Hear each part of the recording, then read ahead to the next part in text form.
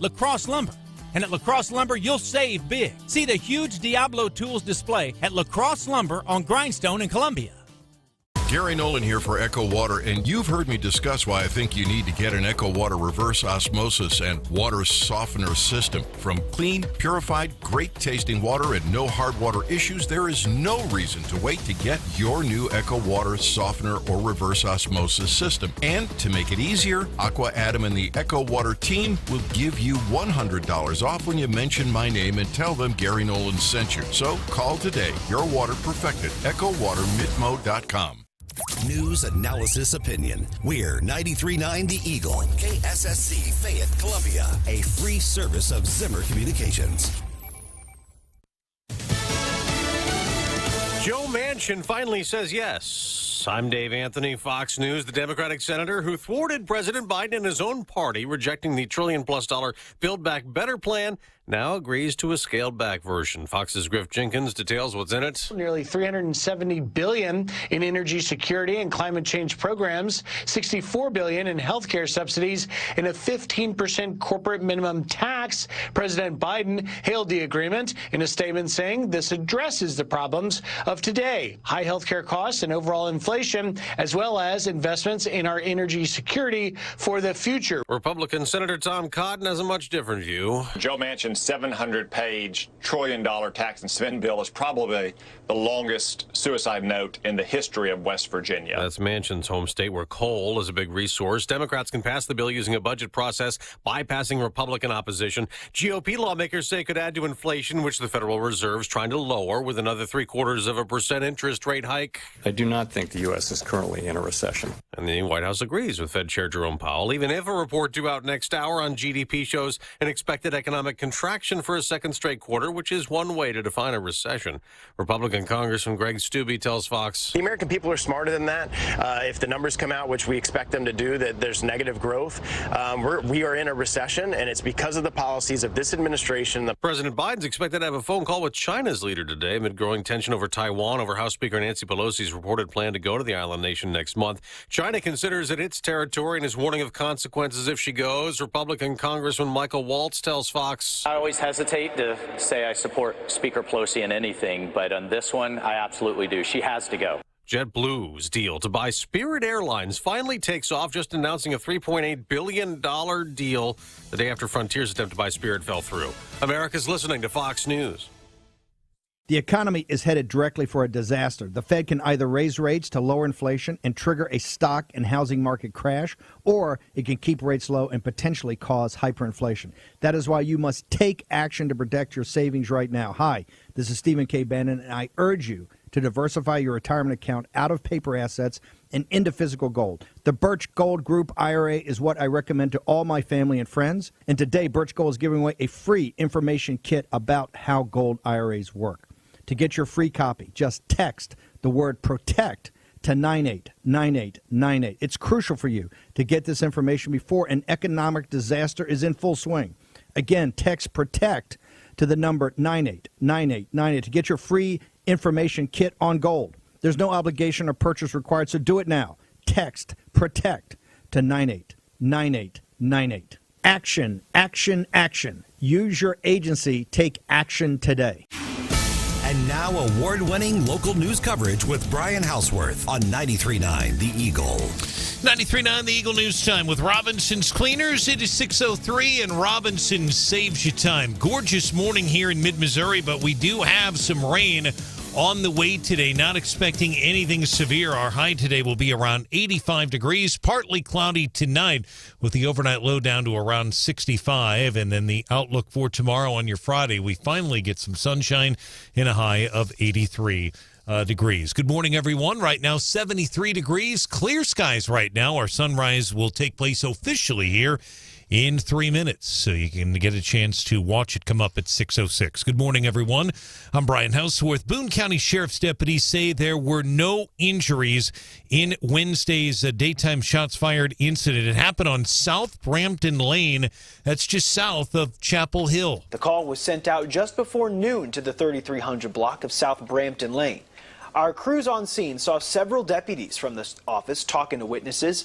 Deputies on scene told us no one was hurt and they didn't find any property damage. That is ABC 17's Lucas Geisler from our news partner at KMIZ. Again, no injuries reported. Anyone who has information on the incident is urged to call Columbia Crime Stoppers. That phone number is 573-875-TIPS. That's the number to call. Today is your opportunity to learn details about Columbia City Manager DeCarlin Seawood's proposed budget and his top priorities for the upcoming fiscal year. He'll deliver the annual budget message at 10 o'clock this morning in the City Hall Council chambers. It's open to the public. Columbia's current budget is about $460 million. Now, Mr. Seawood's proposed budget will be introduced at Monday night's council meeting. It is scheduled to be voted on in mid-September. You will have 3 opportunities to testify about the proposed budget at the council meetings. First one will be at the August 15th meeting. Again, that will be at 10 o'clock this morning. I'll be there covering that, and that is one of the biggest addresses of the year in terms of what Mr. Seawood is announcing, because we will learn all those priorities at that time. Average wage in Boone County is now higher than in Cole County for the first time. That's according to a presentation from Regional Economic Development Incorporated. Ready officials say the average wage in Boone County is now $49,000. That is about $23 per hour. Columbia Regional Airport officials are currently in negotiations with a concessionaire in the $23 million new terminal that is being built at COU. We don't know a lot of details about the restaurant. We should, though, in the next 30 to 45 days, according to airport manager Mike Parks. He thinks something will be heading to the council at that time. What can we expect to see in this restaurant? Mr. Parks. It's an opportunity for not only people in the secure side of the airports who are flying in and out, but also on the public side. And so this concessionaire is going to have a kitchen in the center. It's going to have a both secure side and public side. So if you come out here and you're in the area and you want to grab a bite to eat, you're going to be able to do that here at the airport. Again, looking at the next 30 to 45 days for the new restaurant to get some details before the city council. That's all part of the new $23 million terminal that is scheduled to open up at Columbia Regional sometime in the month of September. You have an opportunity to cast an absentee ballot at the Boone County Government Center in Columbia on Saturday. Our Boone County Clerk Brianna Lennon's office will be open for 4 hours that day. So we are open at the Boone County Government Center. We're in downtown Columbia at the corner of 9th and Ash, and we'll be open from 9 a.m. until 1 p.m. for absentee voting, for questions, whatever it is that you need. Clerk Lennon says you will need to bring one form of identification with you. That can include your voter ID card from Ms. Lennon's office, a government-issued photo ID, or a current utility bill. You can hear our full interview from Wake Up Columbia with Brianna Lennon on our website. The website is 939theeagle.com. And one other quick note today, we've received word from the EPA in Kansas City that Pilot Travel Centers has had to pay a $123,000 penalty. Now, these are civil penalties to resolve alleged violations of the Federal Clean Water Act in 3 states, including here in Missouri. Now, Pilot Travel operates a number of truck stops here. They're the largest operator of truck stops in North America. And according to EPA, one of the pilot facilities in Warrenton had a very serious pattern of violations, including consistently high levels of E. coli, ammonia, and other pollutants. That is right on the edge of our listening area in Warrenton. But Pilot Travel Centers has just received word from the EPA that they're going to have to pay a $121,000 penalty to the federal government. Our news is brought to you this morning by AirServe Heating and Air Conditioning, ensuring the air in which you live and breathe is comfortable and clean. For all of your cooling needs, log on to airserve.com. 93.9 The Eagle News Time, 6:08.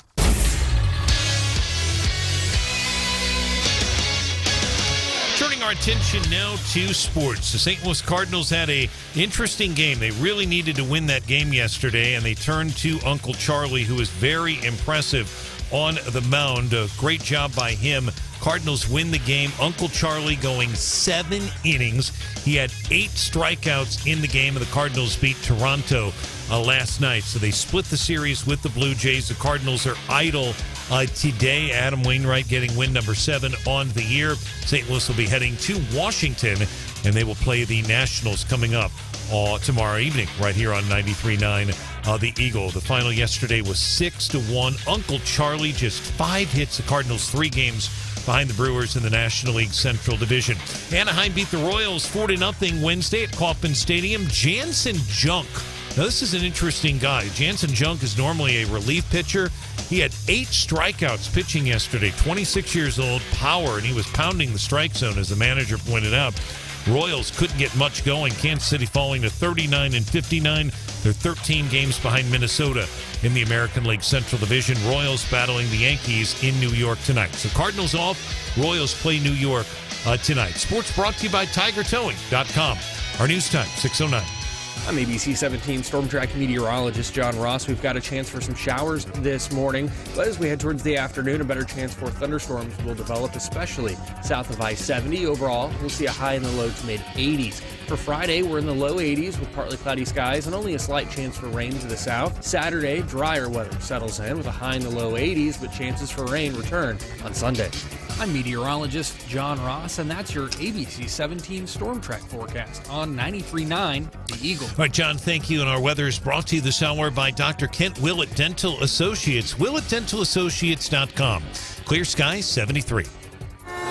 93.9 Eagle Eye Traffic. Traffic check, MidmoHires.com. Local companies are looking for local people. MidmoHires.com to post your job opening today. Our roads have been pretty quiet so far in mid-Missouri. We hope that continues. And, of course, we will have rain on its way in some parts of the listening area right now to our west. We do have some rain falling here in Columbia, Jefferson City as well. It is clear, but rain will be happening. Nothing severe today.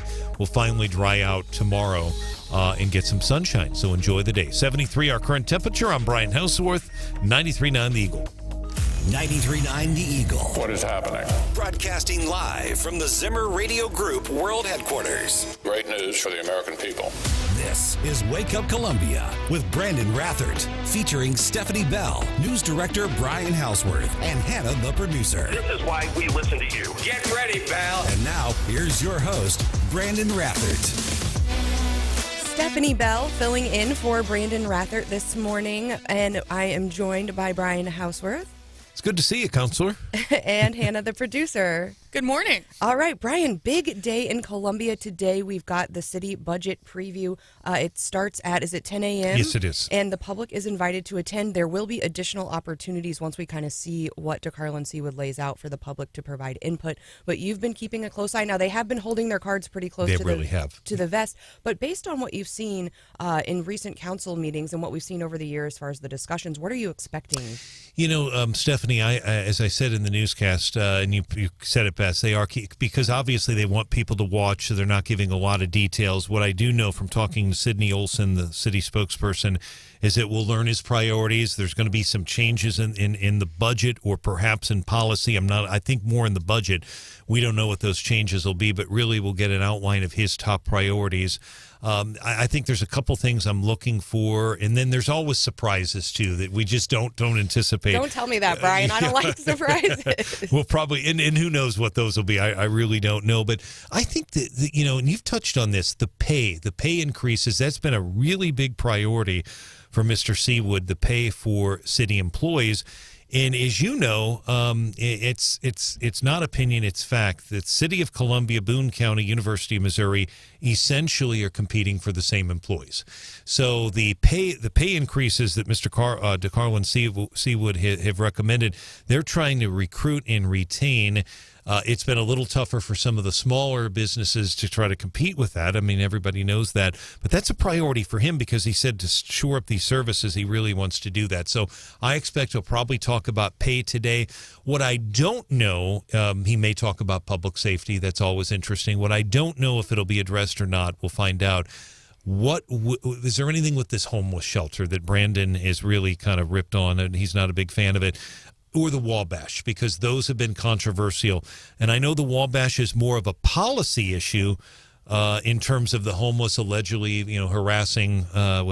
Numerous listeners have said they've been harassed by homeless, or at least screamed at, etc. That's more of a policy issue, but there's money involved in that too. Will he announce anything on that?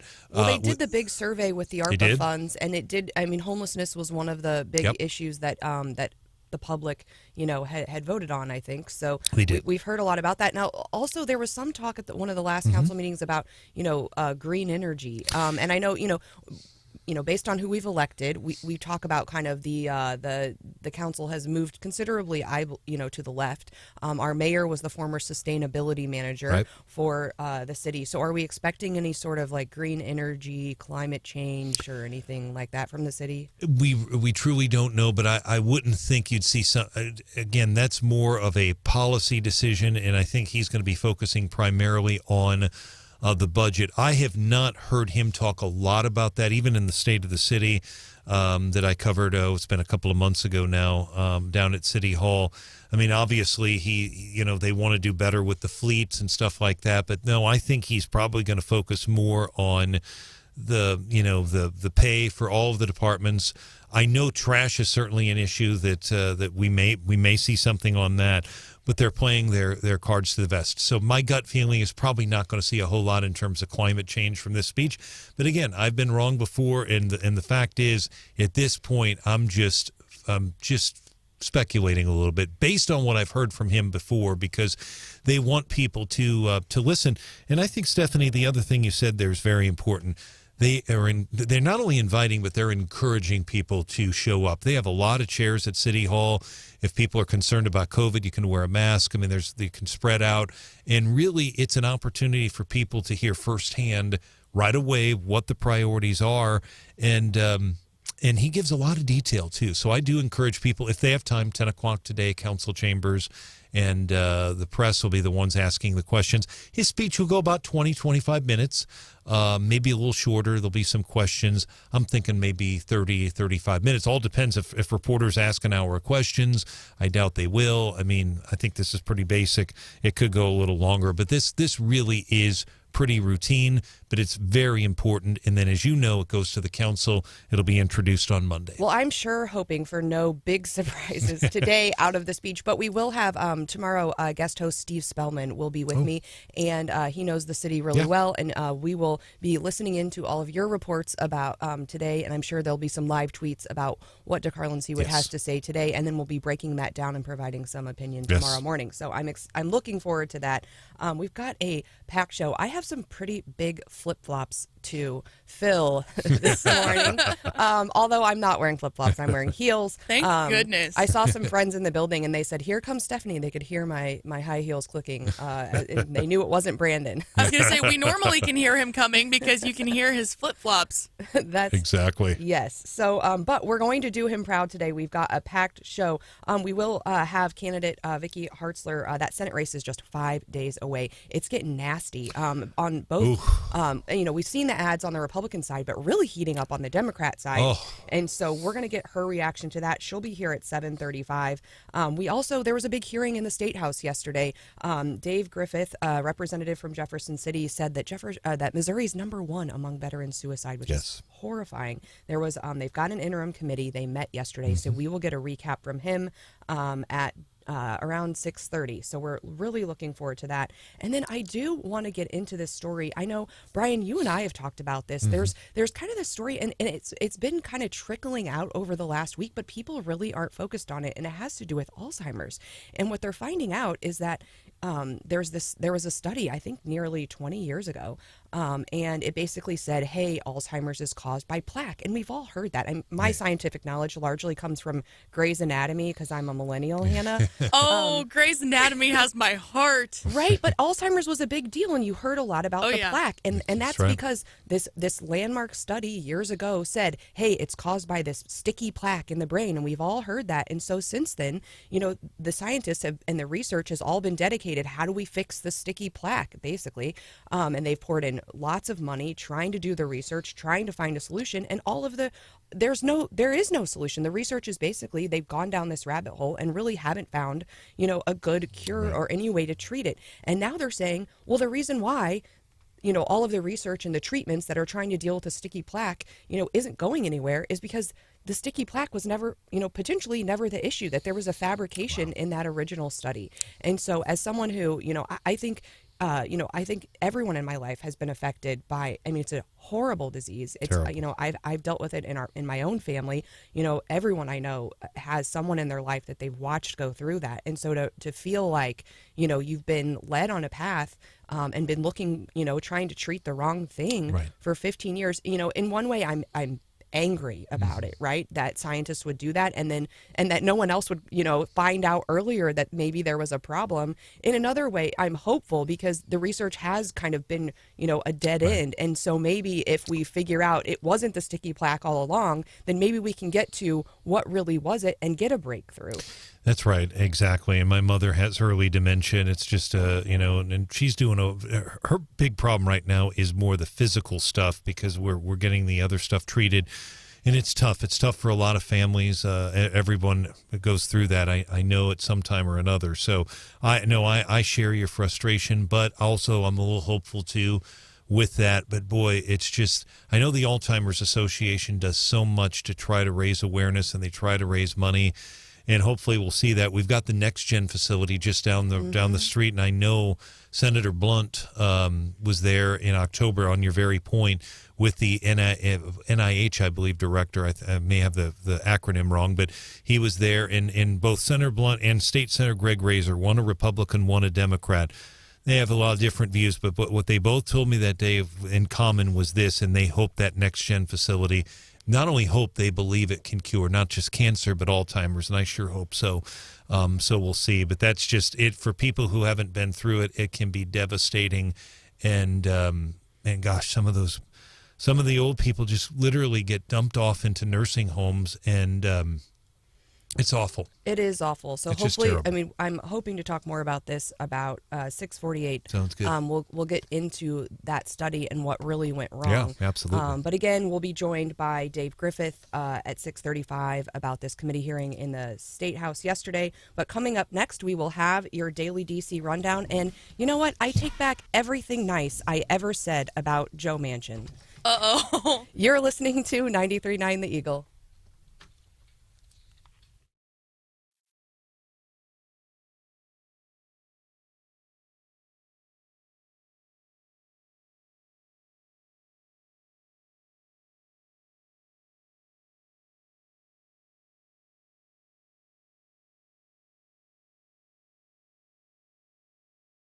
If you suffer from joint pain, from arthritis, or an injury, you know the traditional treatments, right? Pain meds, steroids, and then surgery. Hey, it's Brendan with great news. Now there is a better way, and it's here now from the local medical professionals at QC Kinetics, the nation's leader in regenerative medicines. And I know you're going to check this stuff out on your own, and you should, because it's 2022. Those old ways are out, and the new ways are in. So regenerative medicine basically can restore and repair damaged joint tissue using natural biologics. No drugs, no downtime, no surgery. They are here in Columbia. I would suggest that you learn more by calling 573-545-5588. Pass it along to somebody you know. QC Kinetics, 573-545-5588. New way of dealing with joint pain. QC Kinetics, 573-545-5588.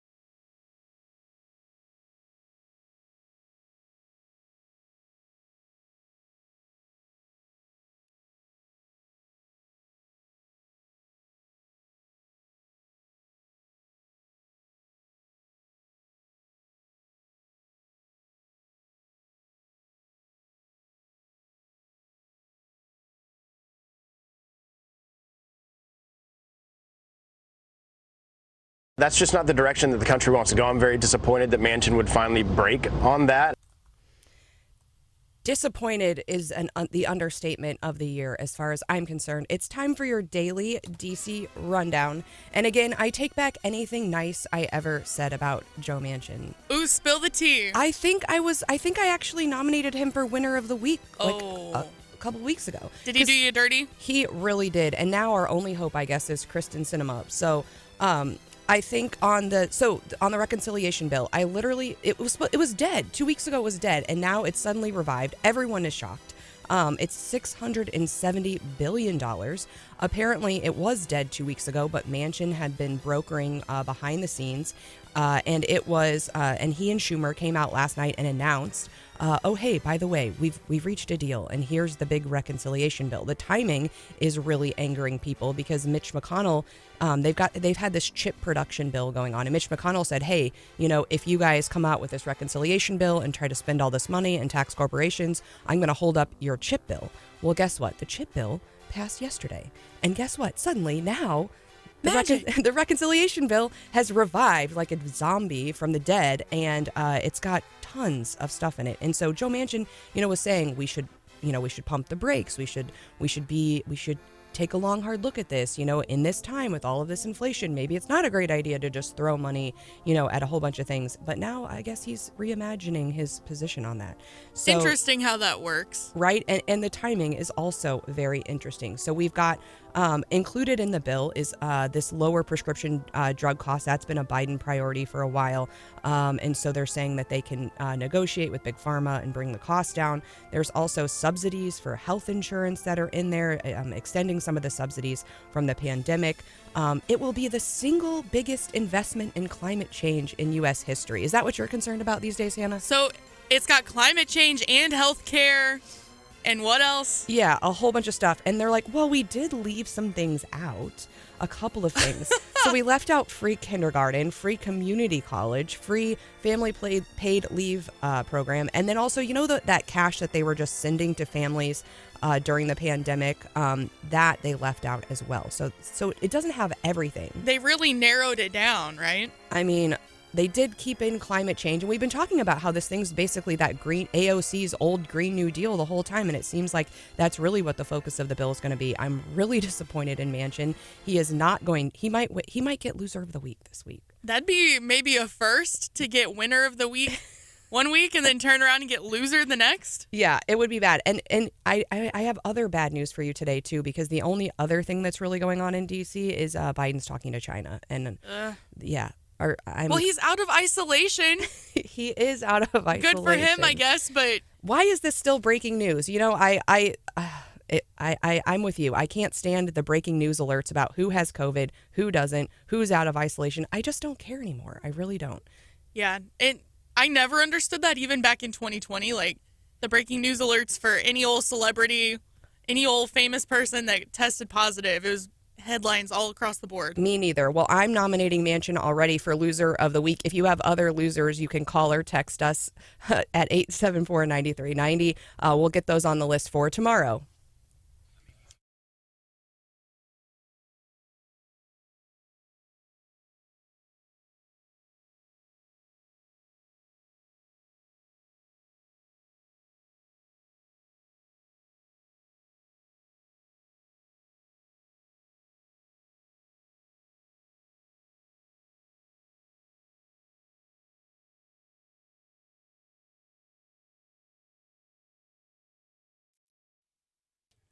Four out of 10 people are scared of the dentist. Willett Dental Associates practices conscious sedation dentistry to relax those fears.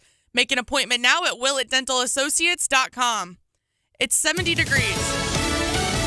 Fox News, I'm Chris Foster. It's not on his official agenda, but President Biden is believed to be speaking with China's President Xi today. National Security Council Coordinator John Kirby. It's an important, consequential relationship with China. It is also, at times, difficult. We don't agree with them on everything, clearly. The Biden administration confirms, meantime, offering a prisoner swap with Russia for Americans Brittany Griner and Paul Whelan. The U.S. would exchange Victor Bout, a Russian arms dealer nicknamed the Merchant of Death. Griner was arrested at a Russian airport in mid-February after police said they found cannabis oil in her bag. She pleaded guilty and faces up to 10 years in Russian prison. Whelan was sentenced to 16 years in prison in 2020 on espionage charges, but maintains his innocence. Fox's Mike Emanuel. There's a deal for JetBlue to buy Spirit Airlines for $3.8 billion, creating the nation's 5th largest airline. America's listening to Fox News.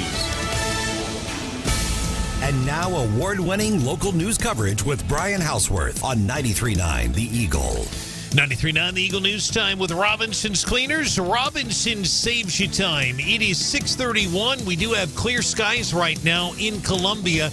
Little clouds outside right now. It's certainly rain is expected a little bit later this morning. Nothing severe. Our high today around 85. The overnight low around 65. And then rain again in the forecast tonight. Clearing out tomorrow. 73 right now in Columbia. It's 72 in Jefferson City. Good morning. I'm Brian Houseworth. Boone County Sheriff's deputies say there were no injuries in that shots fired incident in the 3300 block of South Brampton Lane. It happened Wednesday just before noon southwest of Columbia. This is an area near Chapel Hill. It's near the MKT Trail Scott Boulevard access. No arrests have been made. Again, no one hurt. No major property damage.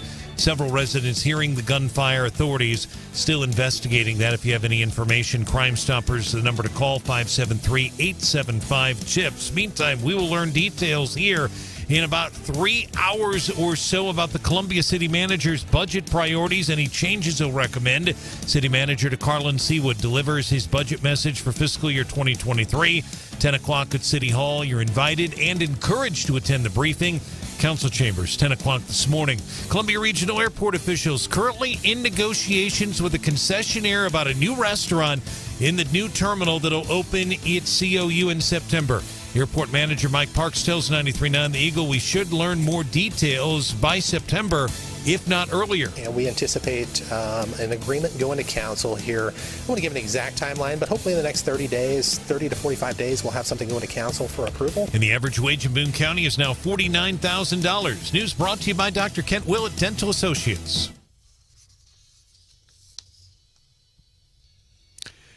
It is 6:33, 93.9 The Eagle and 93.9theeagle.com. The Cardinals beat Toronto yesterday by a score of 6-1. Veteran pitcher Adam Wainwright earns his 7th win of the year. He needed that win, and he pitched with his head. He really can pitch.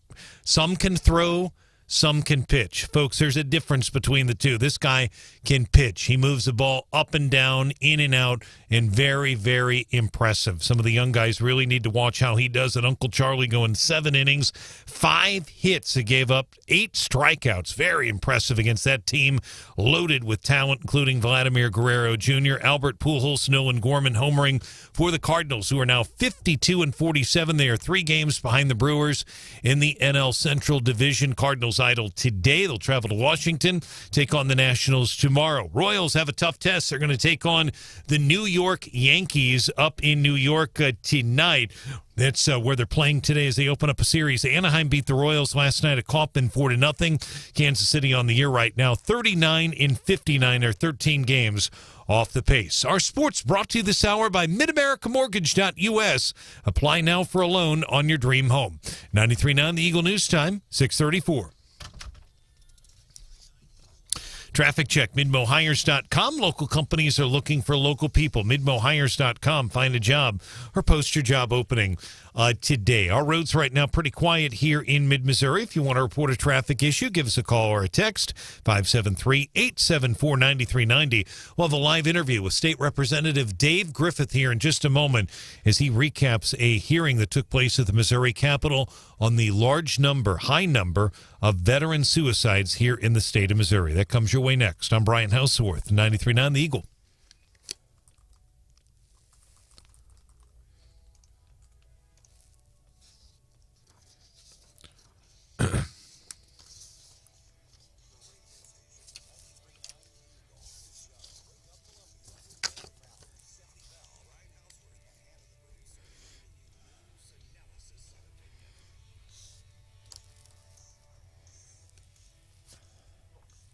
This is Stephanie Bell sitting in for Brandon Rathert.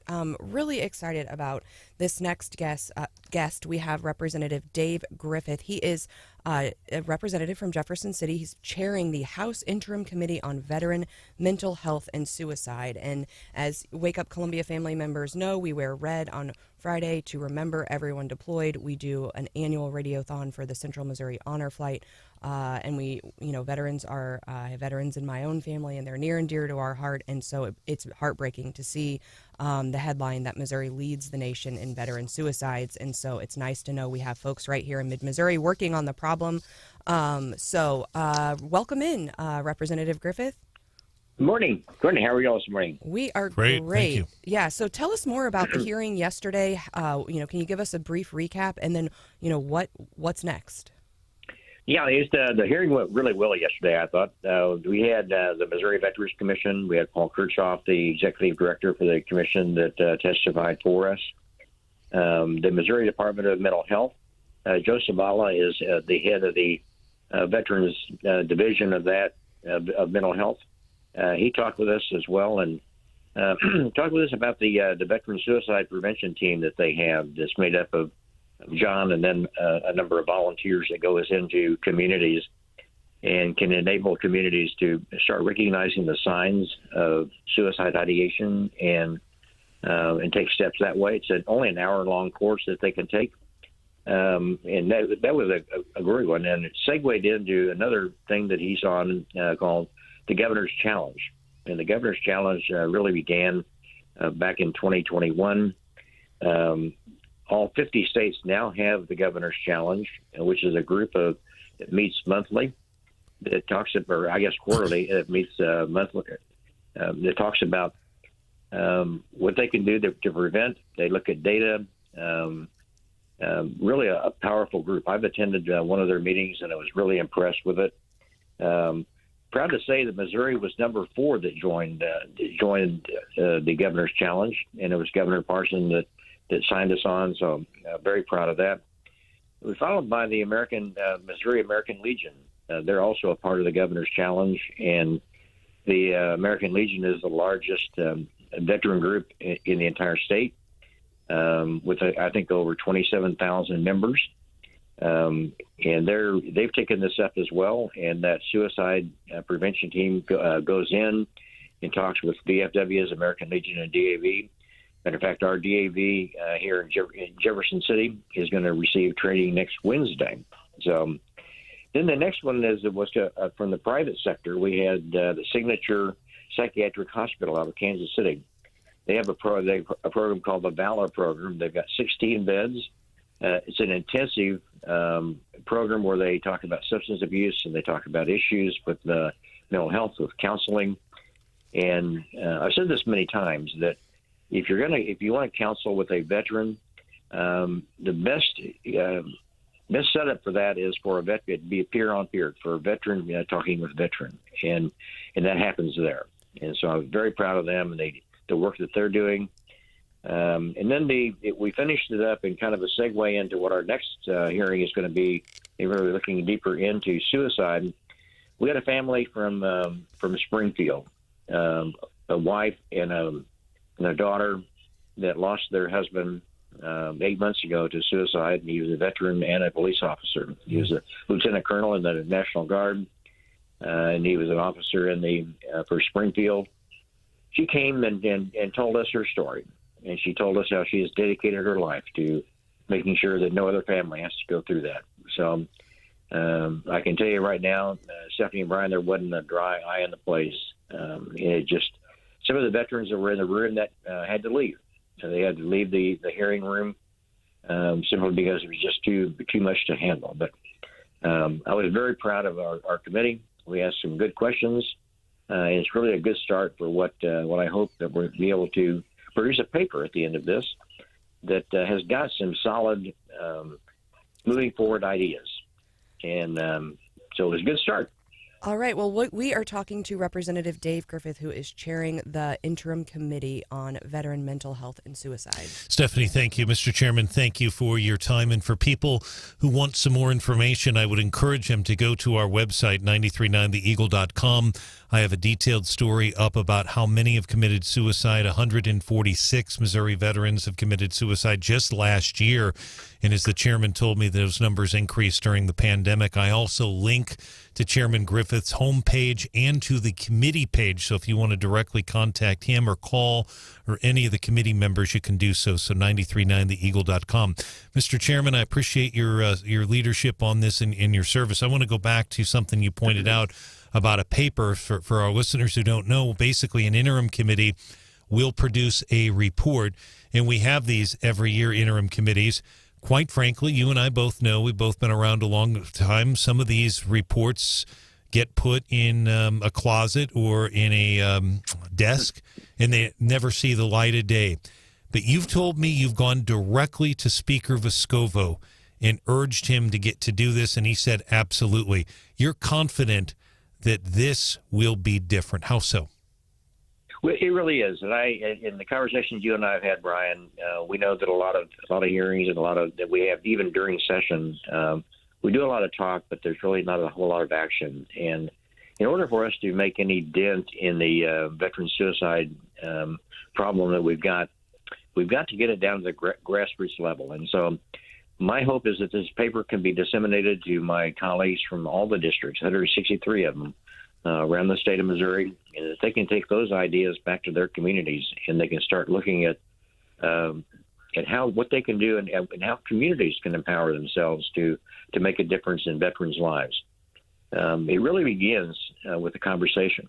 It takes a lot of courage sometimes when you see a family member or a friend that they just don't seem the same. Their talk is different, their attitude is different. Maybe they're drinking more, or using drugs more, or they're doing something to evade the mental side of what's going on in their life, and taking away that stigma of mental health. That's the biggest thing that we need to try to do in our society today. Mental health is an illness. I mean, it's like anything else. The cure of it may take a lot longer than some illnesses do. But we got to begin somewhere, and it begins with a conversation with your friends. Well, and we've had some pretty, high-profile situations here. Can you talk about? I mean, I think you've said publicly that this committee is supported in a bipartisan manner. Yes. And, recently we just had former elected official in Missouri, Jason Kander, release a book detailing his own mental health struggles. Do you plan to talk with him and involve him in this process, since he's been pretty high profile? And then what are your talks across the aisle with other folks in the State House?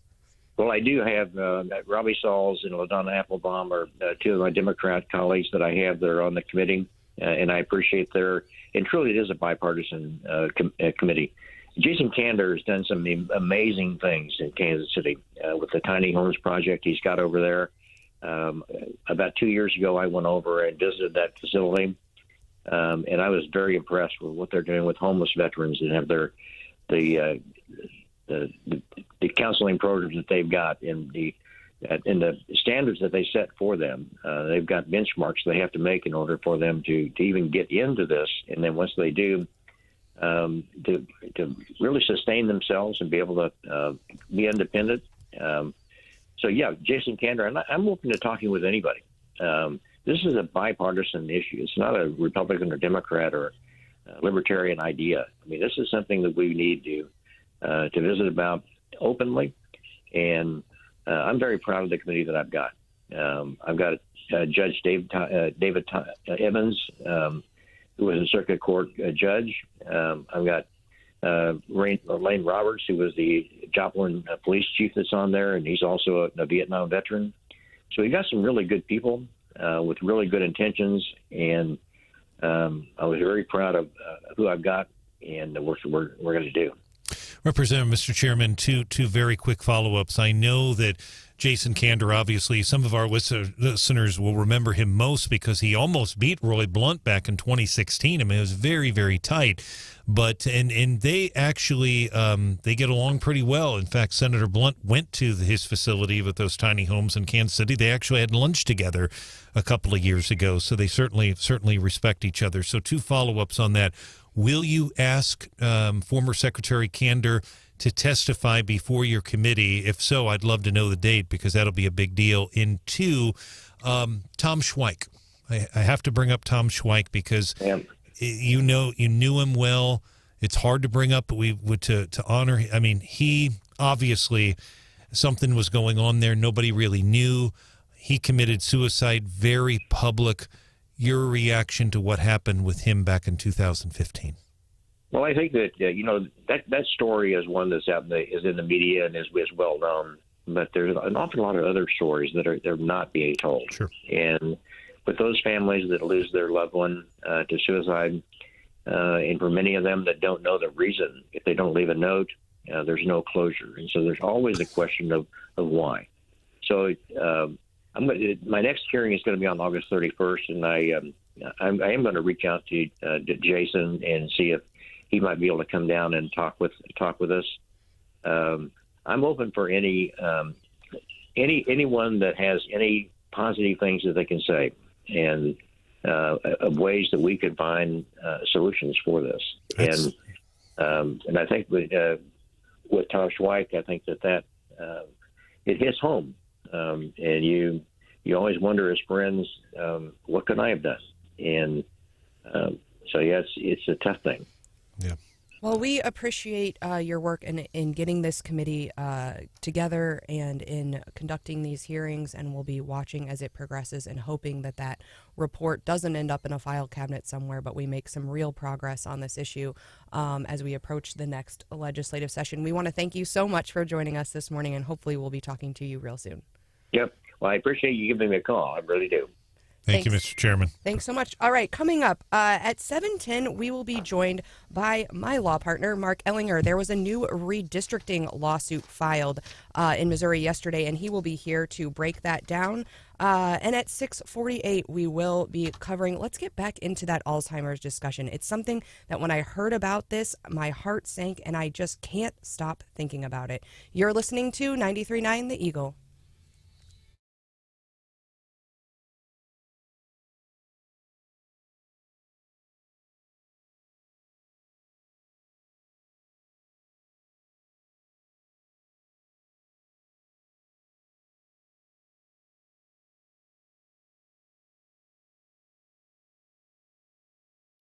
When you start a new job, normally you have to wait for all those awesome benefits you get to kick in. Not at Hitachi Energy. They value all their employees, even the new ones, which is why pay starts at $21 to $25 an hour with a $3,000 phased signing bonus and benefits day one. Hitachi Energy not only inspires the world, you inspire them. Apply today in Jefferson City or online, hitachienergy.com/careers. Inspire your future, inspire the next. Hitachi Energy. They're inspiring the next workforce to power the world, and it all starts with their facility. It's climate controlled for all seasons, which means it's always comfortable in there. Not every place can say that. Let Hitachi inspire the next step in your career. Hitachi Energy's pay starts at $21 an hour. Benefits starting day one. Apply today in Jefferson City or online, hitachienergy.com/careers. Inspire your future, inspire the next. Hitachi Energy.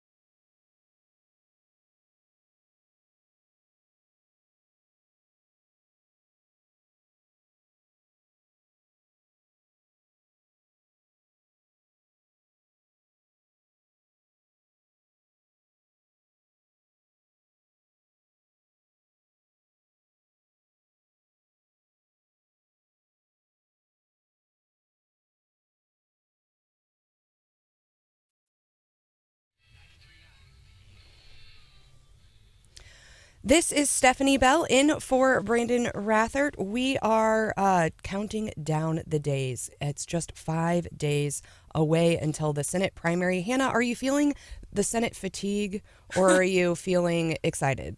I don't know. The latest polls have kind of switched up the rankings of some of the top U.S. Senate candidates. And I think it's exciting. I don't know what's going to happen, and I'm kind of anxious to see how it turns out. I do. I love Election Day. It's like my Super Bowl. I get very excited, on any Election Day. I love watching the results come in. I know we're going to do, I think we're going to have some live coverage here on the primary night. I love it. I think it's exciting. There's some of these state races are so close. Some people are predicting a few upsets. So, you love sometimes rooting for the underdog, but it has been, when I first started joined the Wake Up Columbia family, nothing was really going on in Missouri. And I thought, wow, I don't even know what we're going to talk about on this show because, it's an off year, right? Nobody cares about the auditor's race in general, right? And so a lot of times, I'm thinking, oh, it's going to be kind of quiet. And a week later, we got a big announcement from Senator Blunt, and it was off to the races. And when I go out of town and I talk to folks, I say, well, where I live in Missouri, basically everything from the U.S. Senate down to the dog catcher is, open, right? So because this U.S. Senate race set off if we take a look back, it set off a series of dominoes. And if you recall, there was a couple weeks where we didn't know, who was going to be in what race. And there are a couple of people who said, okay, I'm for sure not in. And then there are a couple of people who said, I'm for sure in. And then we've just trickled, more candidates. Now we've got the independent candidate, John Wood. So I've had fun this week reflecting back on, kind of the journey.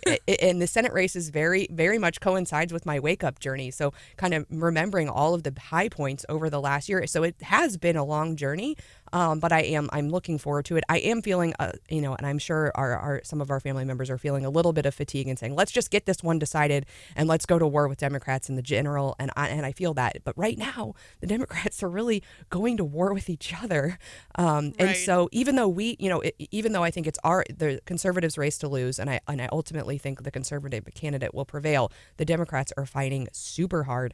We saw between Lucas Kunce and Trudy Bush Valentine, they were trading letters back and forth. Marc Elias was involved over some campaign ad, which I'm not paying attention to their ads, but now they're fired up on Twitter as well. I guess yesterday, Tashara Jones, mayor of St. Louis, came out and endorsed Trudy Bush Valentine. And I guess then someone, and I don't think she revealed who, picked up the phone and said, "Are you sure about that?" And so then, yikes. Right. And so after she had made this endorsement, she issued a series of clarifications of her endorsement on Twitter, which if you're the candidate, that really doesn't bode well. If someone's like, I endorse you. And then like, well, actually, I just want to be clear. I do endorse you, but with all of these caveats.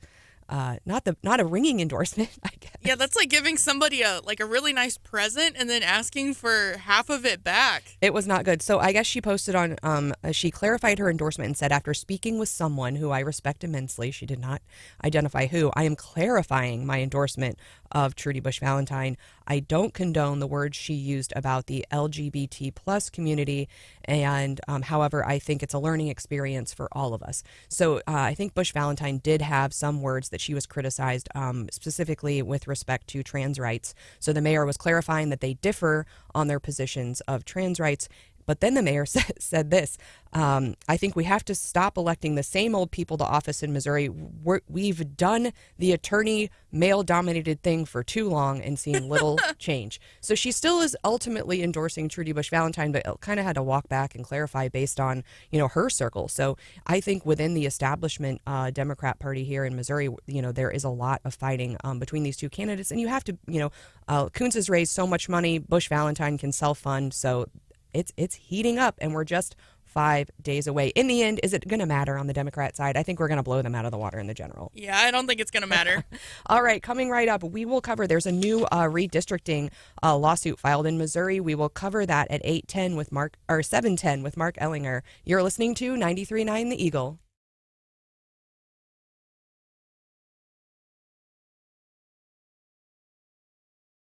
One of the jobs that I had while going through school for several years, and I had the job for a while because I loved it so much, was doing lawn maintenance. This was for a landscaping company, and here's one of the things I loved about it. Pay was pretty good. Got to be outside all the time. This holds true today with Salter Lawn Service. Salter, one call does it all, and I especially want to turn you on to what's happening at Salter. Jobs starting at up to $20 an hour. And we say jobs, okay, maybe you know someone, hey, I'm looking for work.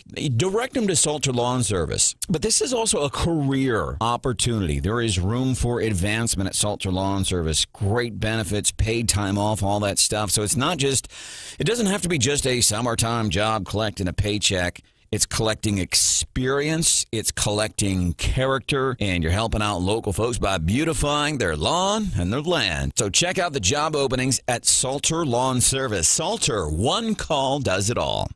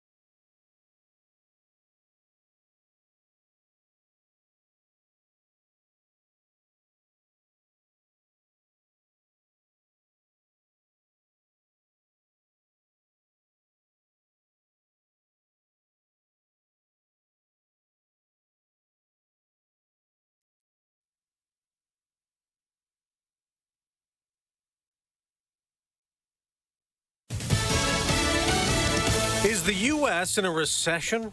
I'm Dave Anthony, Fox News. A big number due out in a half hour could tell us that.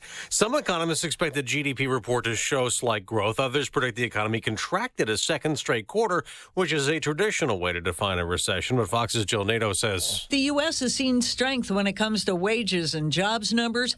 Fed Chair Jerome Powell says that leads him to believe the U.S. is not in a recession. There are just too many areas of the economy that are performing, too well. And of course, I would point to the labor market. Powell said that after the Federal Reserve's latest interest rate hike to lower inflation that Republicans like Senate Minority Leader Mitch McConnell blame on President Biden's policies. The food, the gas, the bills, the mortgage, everything.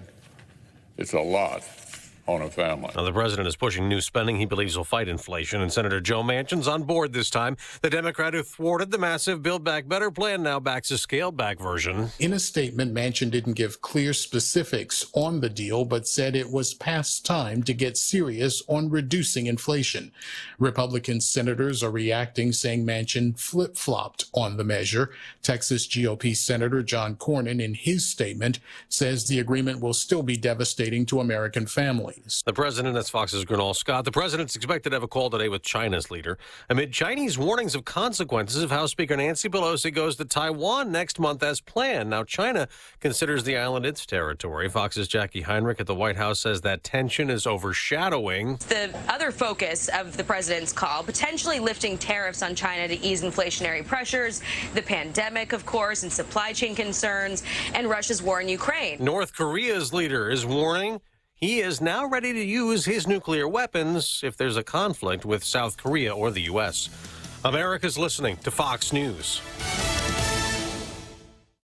The economy is headed directly for a disaster. The Fed can either raise rates to lower inflation and trigger a stock and housing market crash, or it can keep rates low and potentially cause hyperinflation. That is why you must take action to protect your savings right now. Hi, this is Stephen K. Bannon, and I urge you to diversify your retirement account out of paper assets and into physical gold. The Birch Gold Group IRA is what I recommend to all my family and friends. And today, Birch Gold is giving away a free information kit about how gold IRAs work. To get your free copy, just text the word PROTECT to 989898. It's crucial for you to get this information before an economic disaster is in full swing. Again, text PROTECT to the number 989898 to get your free information kit on gold. There's no obligation or purchase required, so do it now. Text PROTECT to 989898. Action, action, action. Use your agency. Take action today.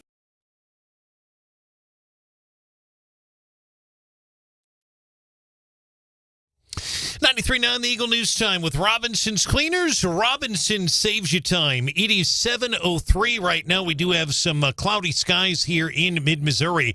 73 is our current temperature. We're expecting a high today of around 80 degrees, and some rain is in the forecast. 85 specifically for our high. Good morning, everyone. Here's some of the stories we're working on for you in this 7 o'clock hour on a busy morning. We're going to begin with that shots fired incident that happened here in Boone County late Wednesday morning. Authorities still need your help in solving the shots fired incident that happened south of Chapel Hill on South Brampton Lane. The call was sent out just before noon to the 3300 block of South Brampton Lane. Our crews on scene saw several deputies from the office talking to witnesses. Deputies on scene told us no one was hurt and they didn't find any property damage. That's ABC 17's Lucas Geisler reporting from our news partner at KMIZ. Anyone with information on the incident is urged to call Columbia Crime Stoppers. That phone number is 573-875-TIPS. Your identity will be protected. Meantime, a stolen credit card has led Cole County Sheriff's deputies to several suspects in several arrests. 4 people are arrested by Cole County deputies after a 911 hang-up call led those deputies to look into a burglary and a car theft in the southern part of the county. Deputies were called out to investigate in the 10,000 block of Highway 54 in Eugene. The homeowner told them a car was missing. Then they investigated a second theft call on Monticello Road where items had been stolen out of a vehicle, including a credit card. Deputies reportedly recognized a suspect attempting to use a stolen credit card on a video and determined that was a person involved in the 911 hang-up call. John Marsh, Zimmer News Network. John, thank you. Today, the average wage in Boone County is now higher than in Cole County, and that is for the first time, according to a presentation from Regional Economic Development Incorporated. It's called READY. READY officials say the average wage in Boone County is now $49,000. It's about $23 an hour. They presented that report at their recent meeting, the board meeting in downtown Columbia. Speaking of Columbia, the city manager will be outlining his budget priorities and any budget-related changes she is recommending a little bit later this morning at City Hall. Columbia City Manager DeCarlin Seawood will deliver his budget message for fiscal year 2023 at 10 o'clock this morning at City Hall. You're invited and encouraged to attend the briefing, which will take place in the council chambers. Columbia's current budget is about $460 million. Don Luzader, Zimmer News Network. Columbia Regional Airport officials currently in negotiations with a concessionaire about a new restaurant and a $23 million new terminal that's being built at COU. Airport manager Mike Parks tells 93.9 The Eagle, we should learn more details by September. He can't give us an exact date, but he said hopefully in the next 30 to 45 days they'll have something that they can send to the city council for approval. We don't know what the restaurant will be, but he does tell us that it will be a concessionaire that will have a kitchen in the center, that people on the secure side, in other words, travelers, will be able to eat. Also, those of you who are coming in and aren't eating, that live in the community that would like to go there to eat, you'll be able to eat as well, and that will be unveiled. Be sure to learn more details about that by the mid-September meeting. And you have an opportunity to cast an absentee ballot at the Boone County Government Center on Saturday. Boone County Clerk Brianna Lennon's office will be open for 4 hours that day. So we are open at the Boone County Government Center. We're in downtown Columbia at the corner of 9th and Ash, and we'll be open from 9 a.m. until 1 p.m. for absentee voting, for questions, whatever it is that you need. Ms. Lennon notes you'll need to bring one form of identification with you. That could include your voter ID card from her office, a government-issued photo ID, or a current utility bill. You can listen to our full Wake Up Columbia interview with Brianna Lennon, our Boone County clerk, on our website. Our website is 939theeagle.com. And again, Saturday hours are 9 until 1. You can also vote absentee today as well as tomorrow, Monday as well. Our news is brought to you in the 7 o'clock hour by the Candy Factory in downtown Columbia. Learn more at thecandyfactoryonline.com. 93.9 The Eagle News Time, 7:08.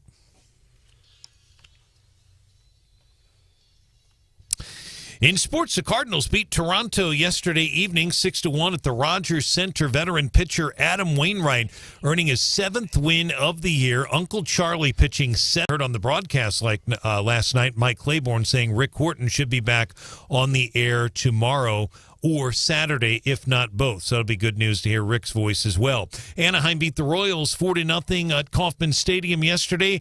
Jansen Junk had 8 strikeouts for the Angels. Kansas City falling to 39-59, 13 games behind Minnesota in the American League Central Division. The Royals battling the Yankees tonight. That game will be in New York. Sports is brought to you by Witt Print Shop, where your printed products are so much more than ink and paper. 93.9 The Eagle News Time. 7:08.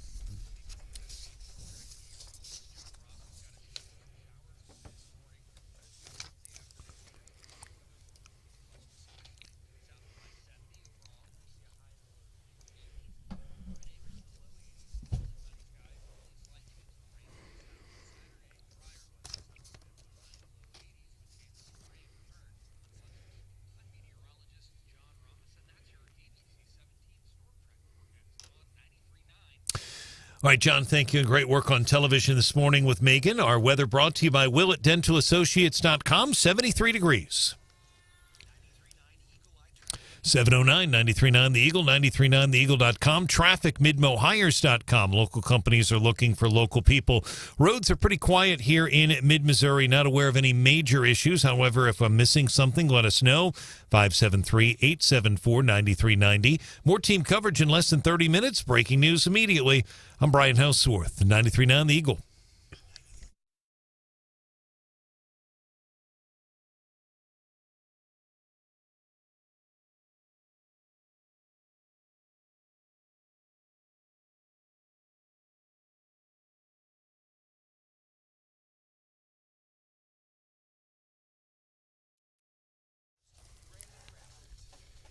Not Brandon Rathert, but Stephanie Bell in for Brandon Rathert today, and I am really pleased about our next guest. I'm joined by my law partner, Marc Ellinger. I get a lot of time to talk to you in the office, but I haven't gotten to have you in studio here at Wake Up Columbia, and today you're going to be wearing multiple hats because it's not as important that you're my law partner, but really we're going to talk about redistricting.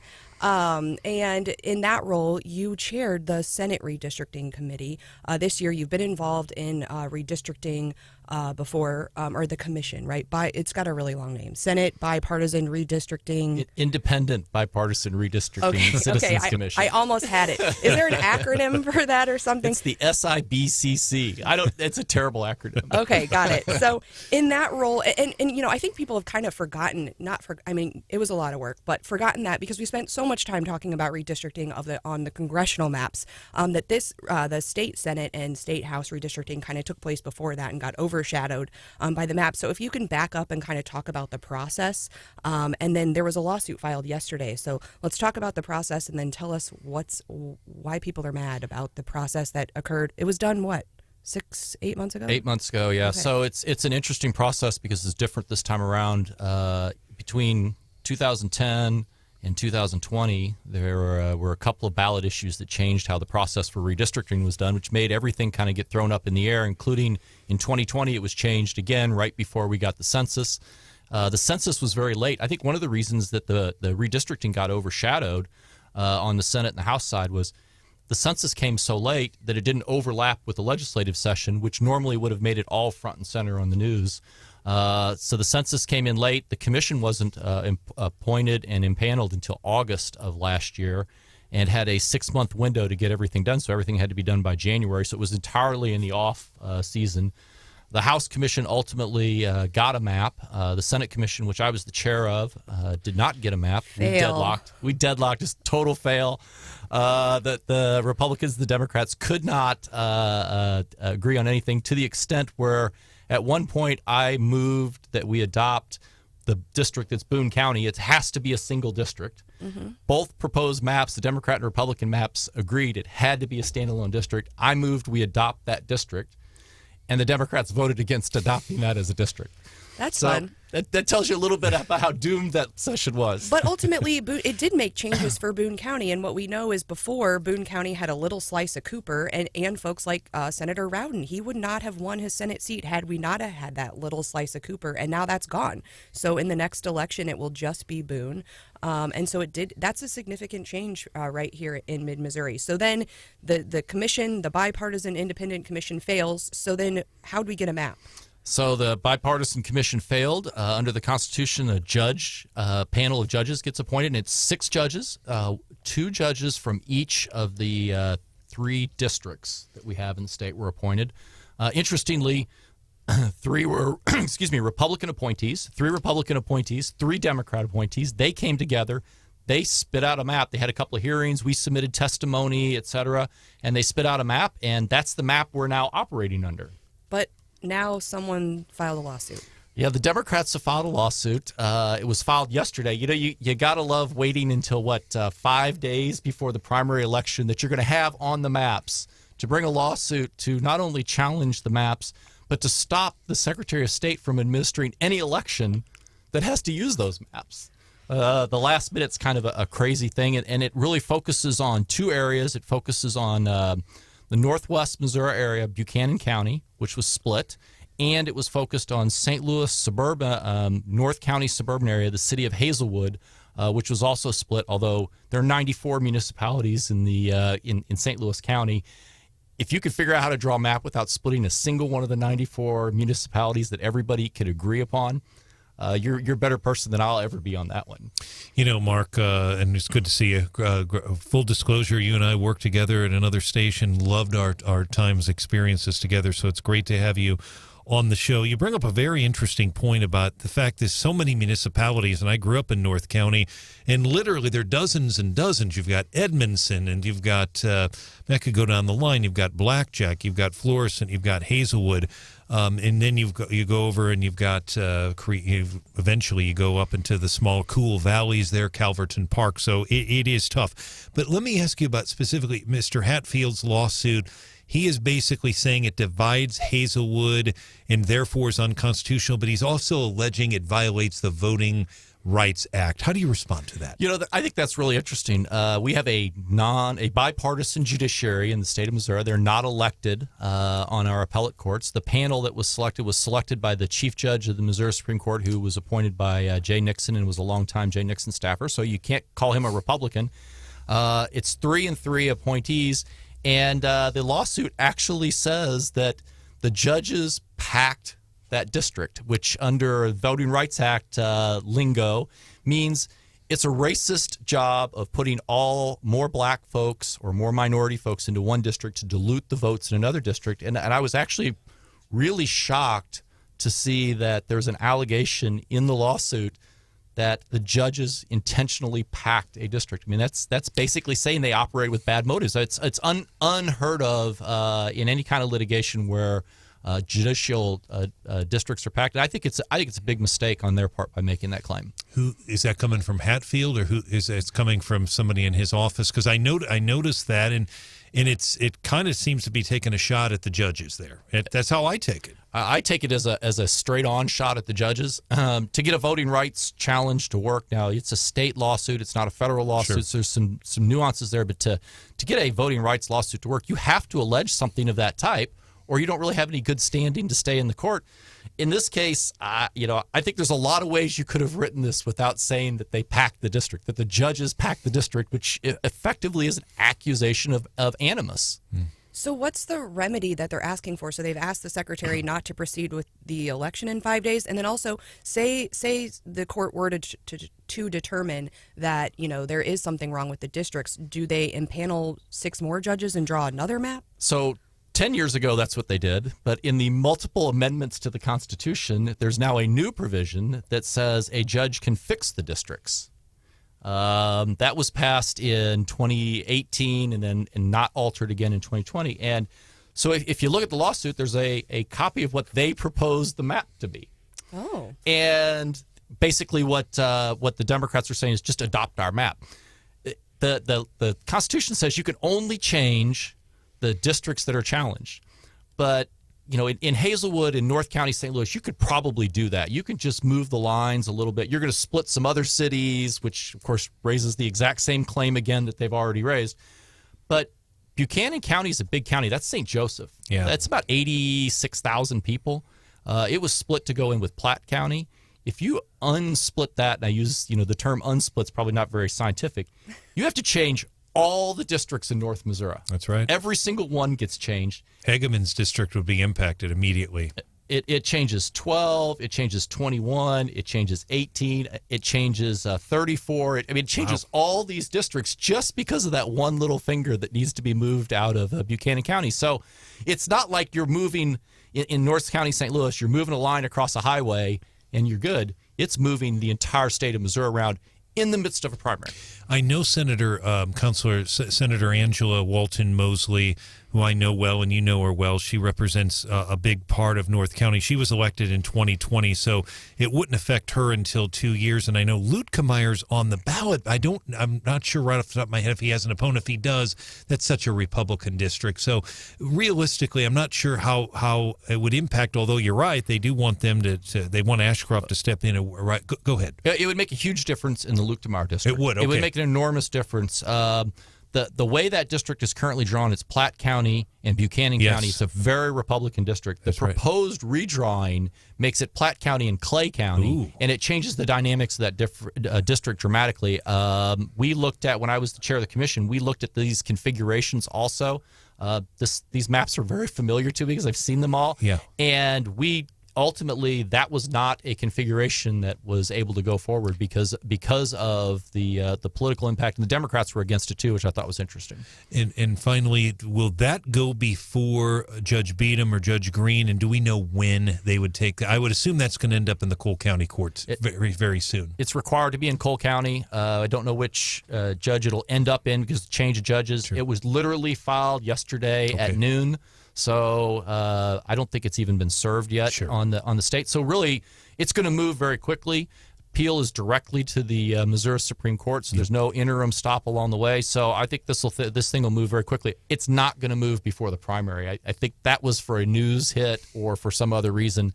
But it's possible that this thing could be done before the general election. And you have battled with Mr. Hatfield. You respect him a lot, but you guys have clean Missourians. You've been in the courtroom with him before. I'll tell you what, he wins a lot of cases. Mark. He's a very good lawyer. Stephanie and I have been in court against him a lot. It's kind of part of our practice that we've done all these years. And ultimately, he's a very good lawyer. We've beat him. He's beat us. It's the nature of political litigation. Sometimes it's less about the facts and more about the policy, and sometimes it's more about the facts than it is the policy. This is policy stuff that I think courts are going to be very cautious in starting to move districts around, particularly when judges pick the districts. Well, I'm having a bit of deja vu because earlier we talked about Joe Manchin, and I have nothing nice to say about him today. I thought the reconciliation bill was all but dead, and here I thought redistricting fighting was all but dead. This has been sitting for 8 months, and now it is suddenly back from the dead. So really interesting discussion today. Mark, I'm going to ask you to hang out with us, and let's talk later this hour about you served as a long time in Cole County as the presiding commissioner. We've got that race coming up here in Boone County, and I want to talk to you more about that role and what you find is important in qualities in a new presiding commissioner. We will be getting to an interview with Senate candidate Vicky Hartzler at 7:35, but first we're going to be finding out what's hot with Hannah today. Hannah. Gas prices. What else? Man. I'm sorry. All right, you're listening to 93.9 The Eagle.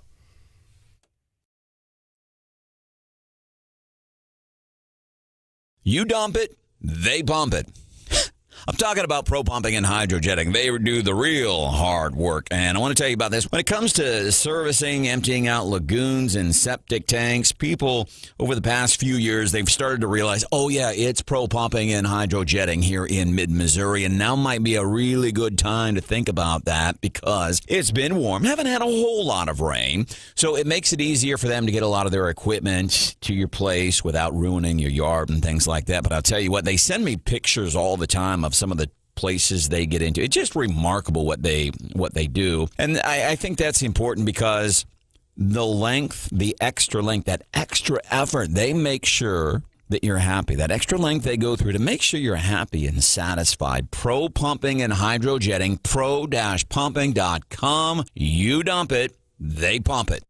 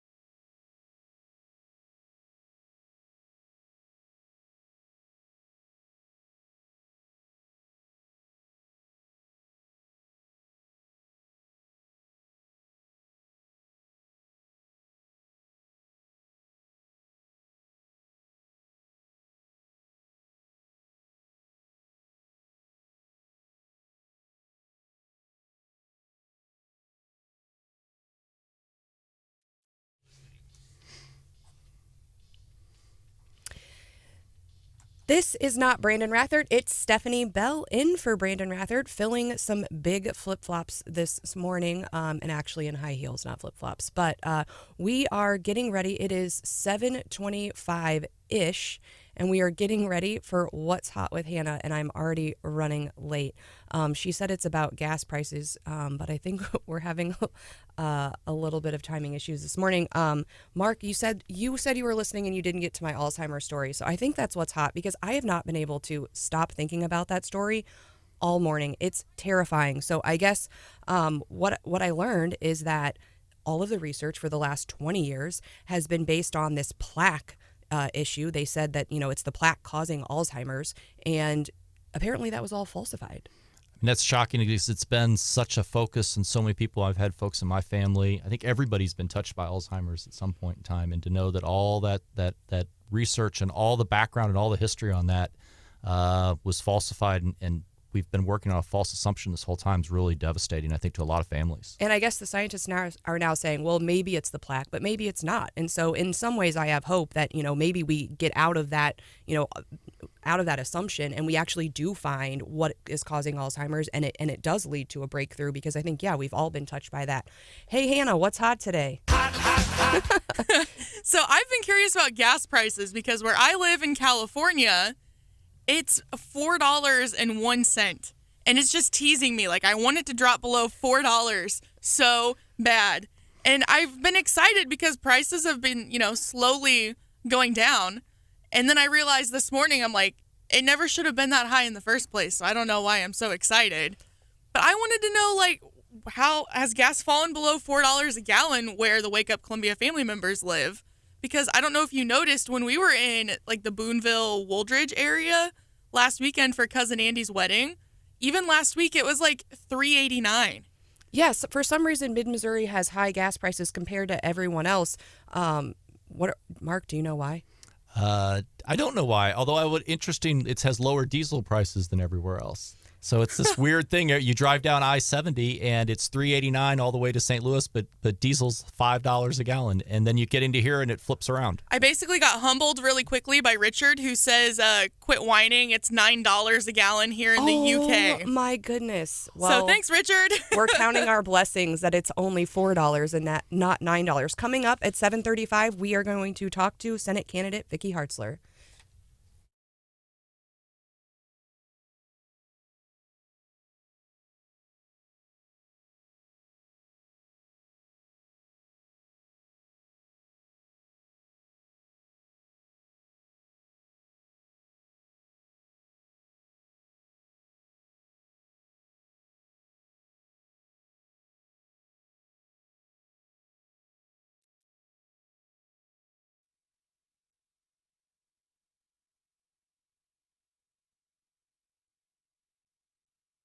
Four out of 10 people are scared of the dentist. Willett Dental Associates practices conscious sedation dentistry to relax those fears.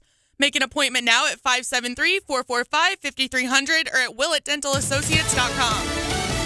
Fox News, I'm Chris Foster. The Democrats might get a deal done after all. West Virginia Senator Joe Manchin, an opponent of past plans, now says he will support an energy, drug cost, and corporate bill. $370 billion in energy security and climate change programs, $64 billion in healthcare subsidies, and a 15% corporate minimum tax. President Biden, in a statement, saying this addresses the problems of high healthcare costs and overall inflation, as well as investments in our energy security for the future. Fox's Griffith Jenkins charges, but still no known motive in a July 4th parade shooting in Highland Park, Illinois. A 21-year-old man accused of firing 83 rounds, killing 7 parade goers, and injuring over 2 dozen others, now facing 117 felony counts, including first-degree murder and attempted murder. Fox's Jeff Manasseh. The GDP report is in. The economy is shrinking at a 0.9% annual rate last quarter. America's listening to Fox News. And now award-winning local news coverage with Brian Houseworth on 93.9 The Eagle. 93.9 The Eagle News Time with Robinson's Cleaners. Robinson saves you time. It is 7:31, and we have some clear skies right now in Columbia. Beautiful morning right now. It is 73 degrees. We have a chance of rain a little bit later this morning. Our high around 85. Partly cloudy tonight with a low near 65 degrees. Good morning, everyone. I'm Brian Houseworth. Here are some of the stories we're working on for you in this 7 o'clock hour. Boone County's clerk is projecting a 35 to 40% voter turnout in Tuesday's primary election. Brianna Lennon joined us live on 93.9 The Eagles Wake Up Columbia. Normally in an off presidential year, we do hit around 30 to 35% for our August election, and then November will probably be in the, 60% range. Polls will be open statewide Tuesday from 6 a.m. until 7 p.m. You can also vote absentee at the Boone County Courthouse before Tuesday. She's also open for absentee voting on Saturday, 9 a.m. to 1 p.m. to be able to vote absentee.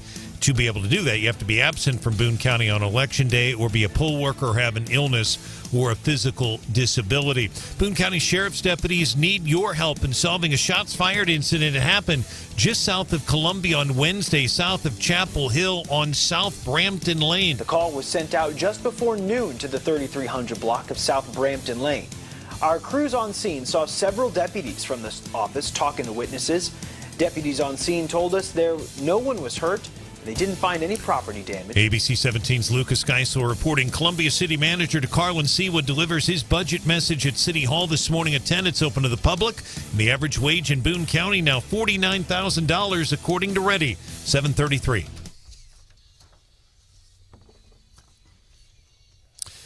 And our news was brought to you by WillettDentalAssociates.com. 733 here on 93.9 The Eagle and 93.9theeagle.com. We're going to start with the St. Louis Cardinals. The Cardinals really played poorly, to say the least, the night before last against Toronto, but they turned it around last night. Veteran pitcher Adam Wainwright, very impressive. He earns his 7th win. His ERA is just over 3. He is now 7-8. It should be better than that. He hasn't had a lot of run support. He goes 7 innings last night, gives up 5 hits, strikes out 8. He gets the win. Cardinals beat Toronto 6-1. Gorman a home run for St. Louis. Albert Pujols as well.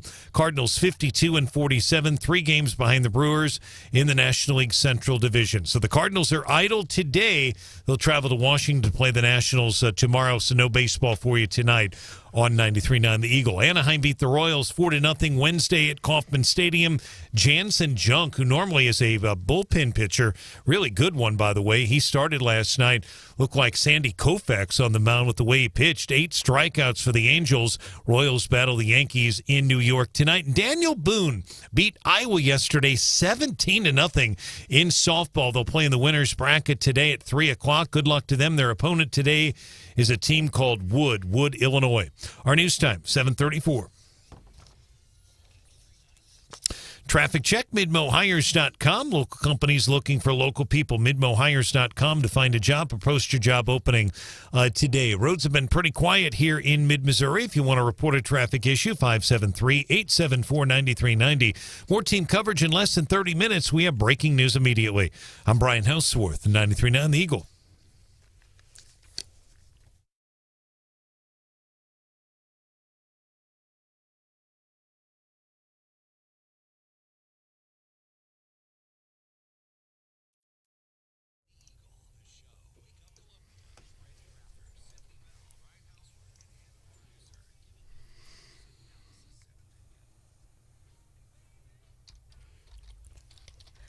Welcome back into Wake Up Columbia.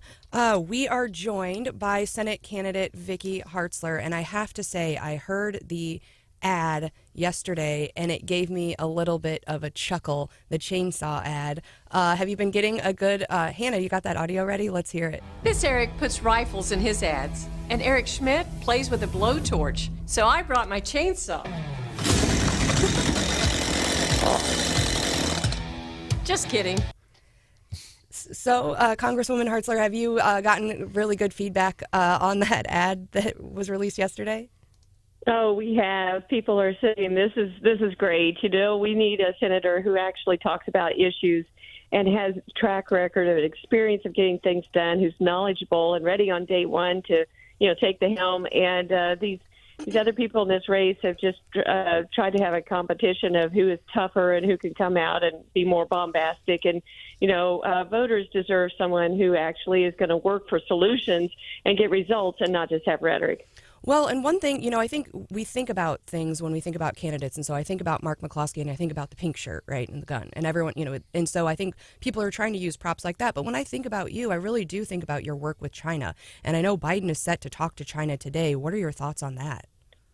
Well, he has been so weak on the world stage. It is really endangering all of us. And as a senior member of the Armed Services Committee, I am very, very concerned about our relationship on the world stage and certainly with China, who is our number one adversary. And Biden needs to acknowledge that and be tough on the world stage and not acquiesce to him. We've got opponents right now in the Senate race who have pandered to China. I mean, Eric Greitens, when he was governor, went over there on Chinese Communist Party TV and just pandered to them. And then we've got Eric Schmidt, who voted to send some of our farmland to China or sell it, and then he tried to lead the movement to turn the St. Louis airport into a China hub using over $480 million of our state tax credits. And he was negotiating with the Chinese Communist Party officials, whereas I have been sanctioned by China because of my work on the Armed Services Committee, the toughness that I have had going after them, as well as exposing the genocide and the human rights abuses that they are inflicting. And so, there is a real difference between these all of us here running for the Senate, and I'm the only one that is truly tough on our number one adversary, and who has been working to make sure to keep us safe and is ready to make those tough calls should it be called upon day one in the Senate. Congresswoman, we appreciate you joining us here live on Wake Up Columbia. Former Governor Greitens, obviously some polls have him dropping a little bit. Of course, we'll wait and see what happens on Tuesday. If he were to win the nomination, I stress if, we don't know, but if he were, would you endorse him or campaign for him?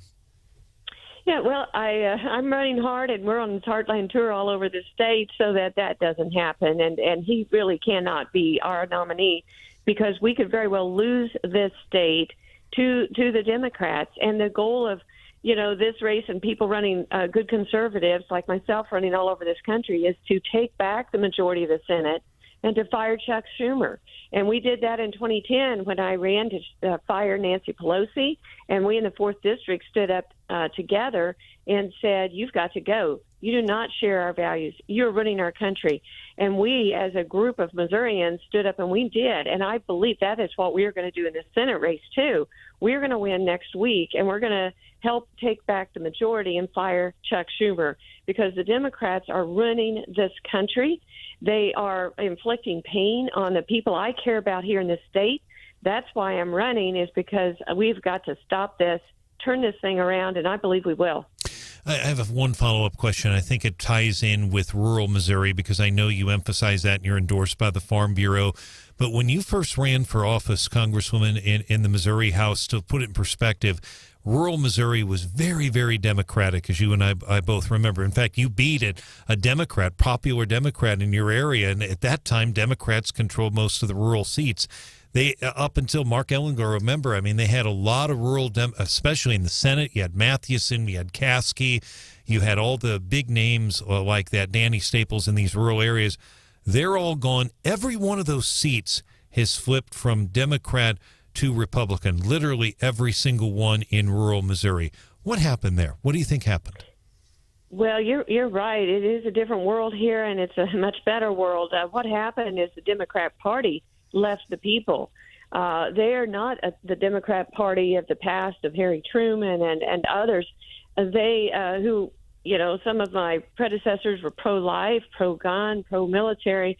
Now the Democrat Party is basically a socialist party, and they are pushing crazy proposals, not only massive spending, and as Margaret Thatcher said, the problem with socialism is eventually you run out of spending somebody else's money. And, that's what we're seeing now being inflicted, but also the radical ideology of teaching our kids they can change their gender. They can even be a cat or dog in school and have a litter box in the bathroom. I'm hearing that all across the state on this Heartland tour. Parents are livid.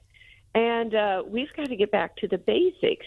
And we here in Missouri, support life. We support our guns. We as I say, our people ask, what's the 4th District like? I said, well, we've got some great universities, but we're a lot of small towns. We're farms. We love our families. We love our schools. We hunt on weekends. We go to church on Sundays. And we just want the government to leave us alone. And I think that's the reflection of most of the people of this state. And that's why they are supporting me in this Senate race, because they say, Vicky, she is one of us. And she is the one that's fighting for us. And she's the one that we need in the Senate to help turn this thing around. Well, we've seen the race heating up this week, in particular on the Democrat side. I saw an endorsement from Mayor Tashara Jones yesterday for Trudy Bush Valentine, and really the top two candidates there, Kuntz and Bush Valentine, have really been taking shots at each other this week. What do you make of that? Well, that's going to be typical in the primary. People are, trying to distinguish themselves, but I'm focused on winning this Republican primary next Tuesday, and then I'm going to, with everyone's help in this state, we're going to take on whoever the Democrats put up, and we're going to defeat them because we've got to hold Missouri as a strong conservative Republican state and help take back the majority in the Senate and save our country. And as I'm saying out all across Missouri on this Heartland tour, America needs Missouri. You think about it right now, America is being run and being ruined by people who are leading this country from the East and the West Coast. They do not share our values. They do not have our experiences. They do not share our work ethic, our love of our country, love of family, love of God, appreciation for our first and second and all of our rights. And that's why we have the values this country needs, and that's what I want to take to the Senate and help turn things around for ourselves and for our future generations. So before we have to let you go, tell us what the next 5 days, this has been a long race. We kind of previewed it right when I joined the Wake Up Columbia family. It was a week before Senator Blunt's announcement. I'm sure you're looking at that finish line. What does the next 5 days look like for you? Well, it is great. I'm here in St. Louis today. Like I said, we've been on this 2-week Heartland tour.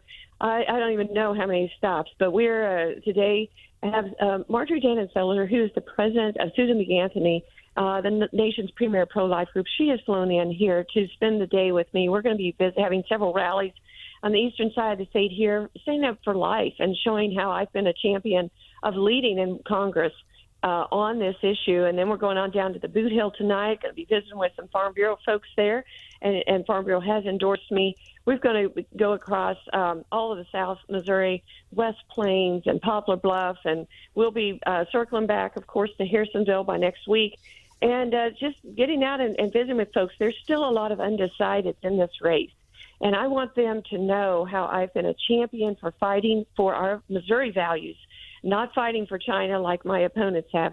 I'm fighting for them, getting things done, and how I share their values and been a leader on them and is the person needed next week. And we're very grateful for everyone who is coming out, and I'm so thankful for the support that we have all across the state, the great people working, putting up signs, telling their friends and neighbors, and I'm looking forward to next Tuesday night, and I just feel confident it's going to be a very, very good night for all of us. Well, we'll be having some live primary coverage right here on 93.9 The Eagle that night, so we appreciate you joining us, and hope you get some sleep over the next 5 days. I know it's going to be a long haul.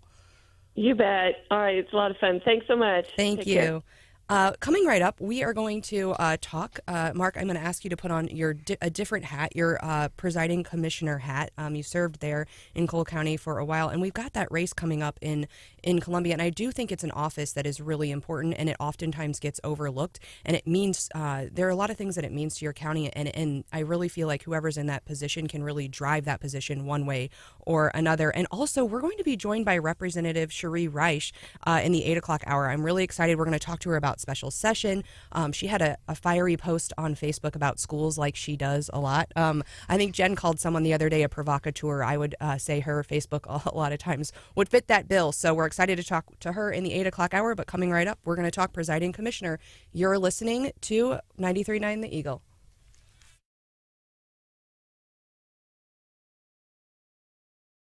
Hi, I'm Brandon Rathert, and I'm guessing you and I have kind of known each other for a while. May not have met, but we've known each other for a while. So, I don't get excited about a whole lot of things, but I want to tell you, I am excited about what they are doing at Atterbury Auction and Realty Company. Website is atterburysells.com. And here's why I'm excited about what Atterbury Auction and Realty Company is doing. They're changing the game of how you bid and auction on stuff. You don't have to go somewhere strange neighborhood 5 o'clock in the morning when it's 118 degrees in August and find a parking spot and crowd through all those people. You go online. You go to atterburysells.com and you can bid on things. Man, check this out. 2450 plus square feet, 4-bedroom, 3-bath home in Hallsville School District. That's a big plus. This is an all-brick home, okay? Fenced yard, beautiful yard. It's incredible. Check it out, the pictures, everything you need to know at AtterburySells.com.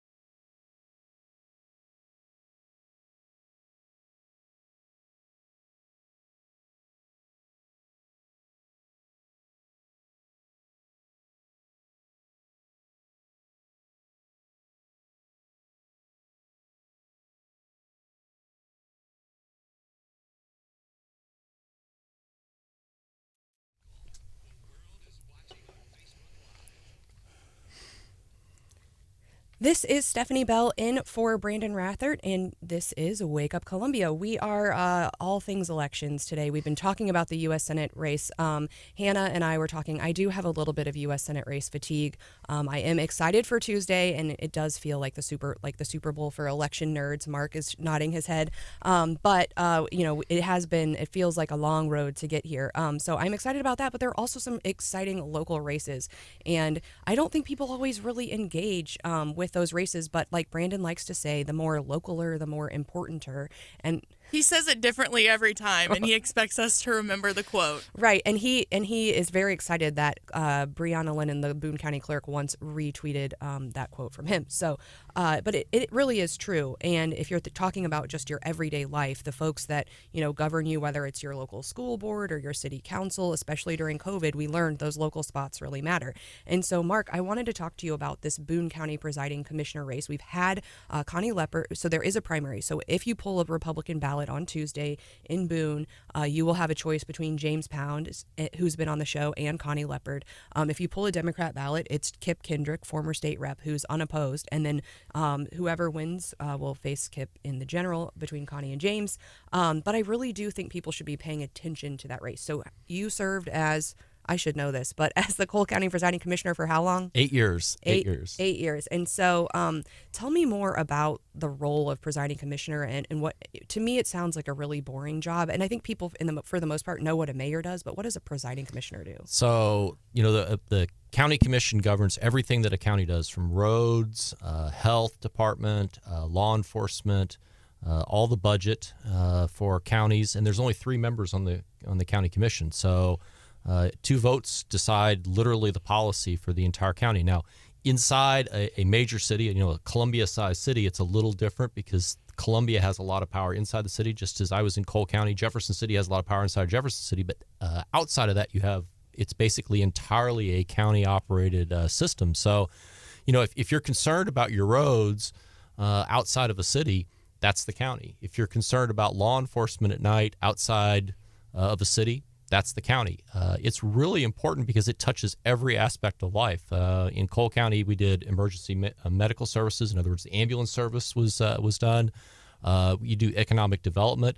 So much of the available ground to develop in a county is outside of city limits because most times inside city limits, a lot of that land gets developed. So you're doing a lot of economic development. It touches every aspect of life. And you're right. People really don't know what goes on, and they don't pay a lot of attention to it. That was when I got elected commissioner. The most shocking thing to me was we'd have our county commission meetings. We deal with a $60 million budget, which for Cole County was a lot, and we wouldn't have anybody sit in there. There'd be a guy from the newspaper listening. That would literally be it. And then you'd go to the city, who had a smaller budget, and they would have a packed room, and they would take all the public comment about things. So it's almost flies under the radar, but it's incredibly important. Well, and you're right. I mean, it touches so many different aspects, especially with economic development. It's come up at the Ashland Board of Aldermen meeting because if you think about all that land north of Ashland between Columbia, actually Ashland does not touch Columbia yet, but there's a lot of land right there. And when some of those projects come up and we're talking about annexation or development, and people say, well, can't the city do anything? And we say, well, actually, no, that's county land. And so if you need to do something there, really, you got to go lobby the county or talk to the county, and they govern all the land use issues, which really, when you're talking about development, is a big deal. And development is so important because the county's going to put in all likelihood, the streets. Without transportation, you have very little opportunity to really do economic development outside of an urban area. Some places, counties put in the sewer, or at least they co-fund the sewer. They'll work with water districts to put in water lines. Again, in rural areas, it's mostly water districts. It's this great opportunity of how you grow your community. And a county commission is really important and has a lot of money and has a lot of tools in the tool bag with economic incentives, abatements.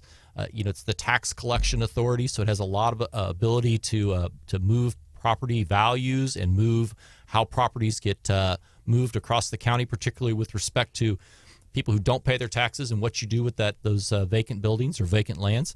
Much more powerful than cities are in many of those respects. And again, as you said, people don't pay a lot of attention to it. It's a down ticket item. At least it's in November in a this year contested election, so you'll get a good turnout, unlike a city council race or board of aldermen in Ashland where you get 10% in an April election and you're happy if you have it. I think I got more votes for Truman State student vice president than I did for my board of aldermen seat in Ashland, unfortunately. So we've got kind of different candidates on the ballot. So both the candidates on the Republican side are kind of in contracting, construction, business owners, never been in politics really before. And then we've got Kip Kendrick, who, is a former state rep, I think respected in mid-Missouri, obviously differs from a lot of folks on this show from a policy perspective. And then now I think is working in the Capitol, so has a lot of experience with state government. What are the qualities that you think, when people are going to the ballot that really make a difference?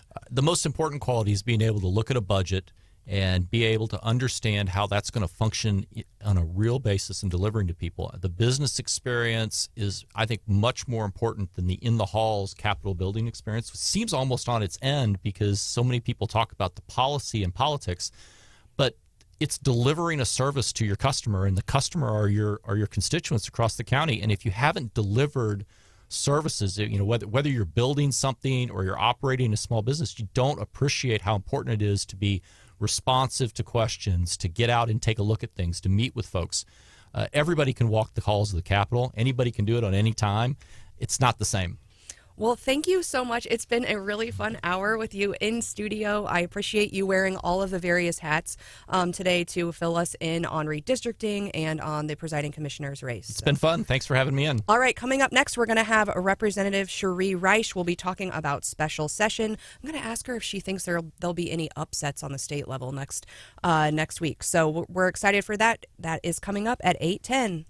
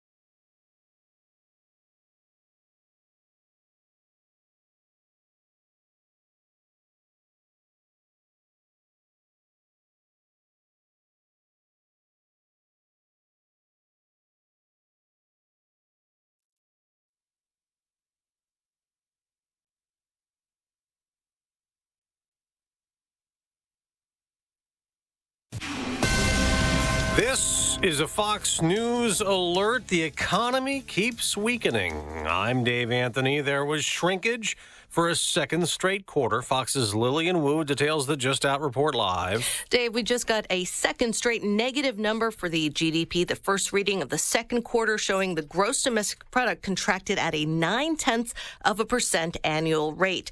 This follows the 1.6% drop for the first quarter. That's two in a row. Falls into the common definition of a recession.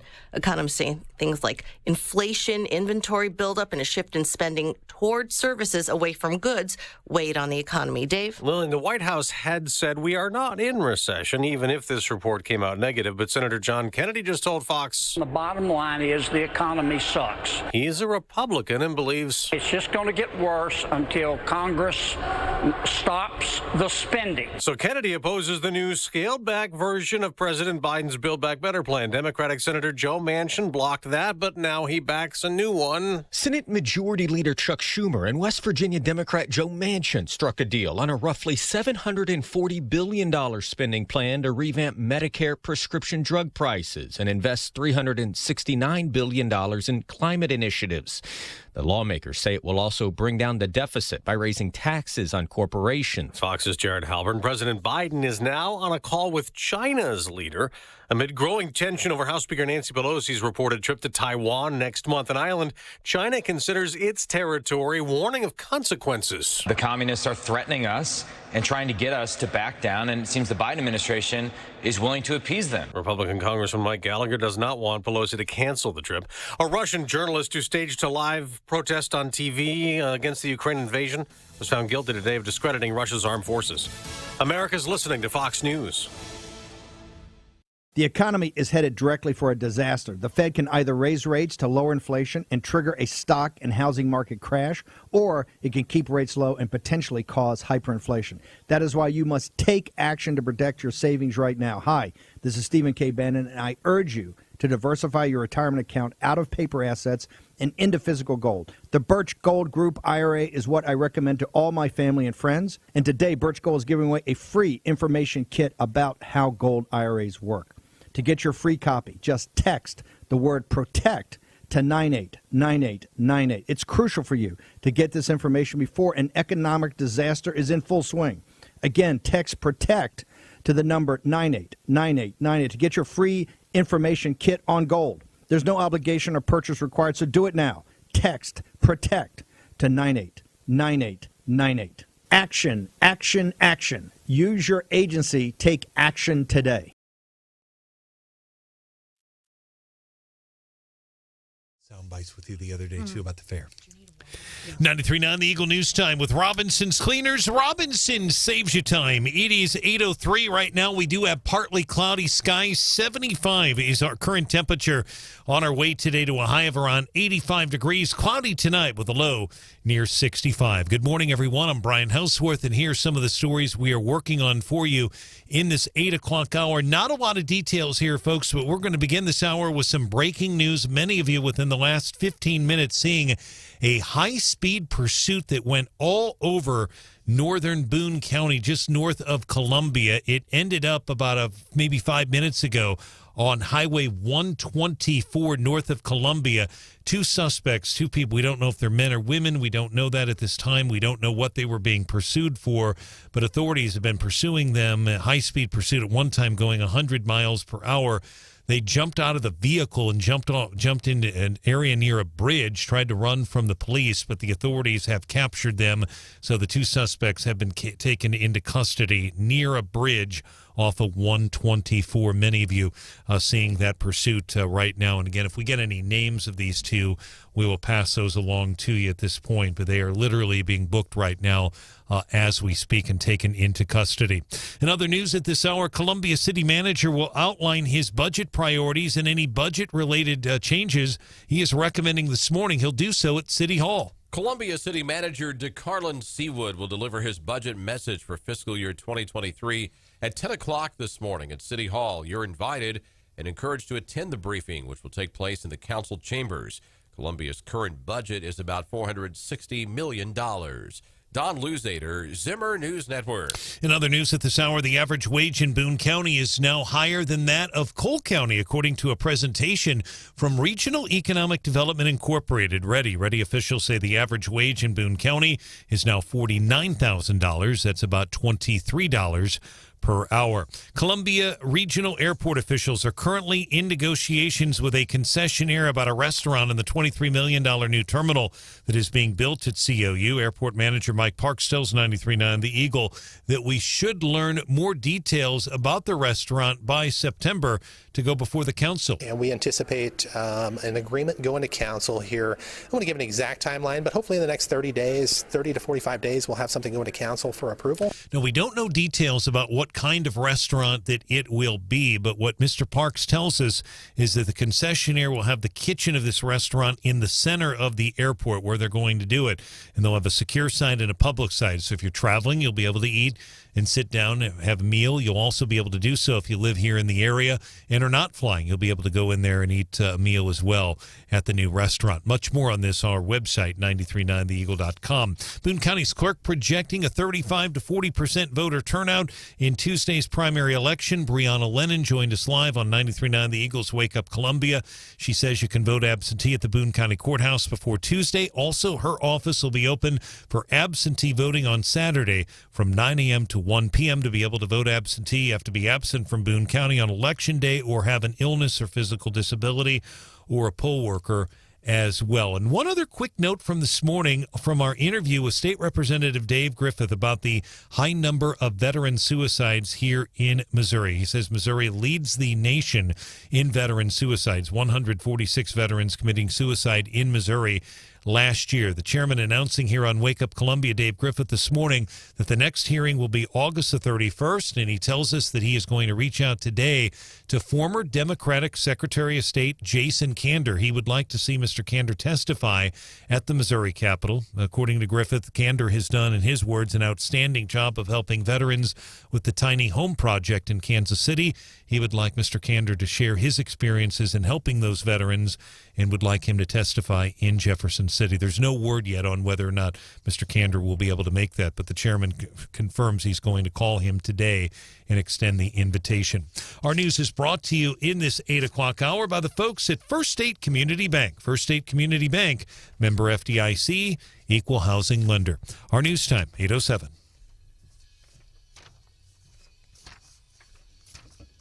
Turning our attention now to sports. The Cardinals beat Toronto yesterday 6-1. Adam Wainwright gets his 7th win of the year. He gives up just 5 hits, 7 innings, 8 strikeouts in the game. He looked fantastic. Couple of home runs as well. Albert Pujols and Nolan Gorman.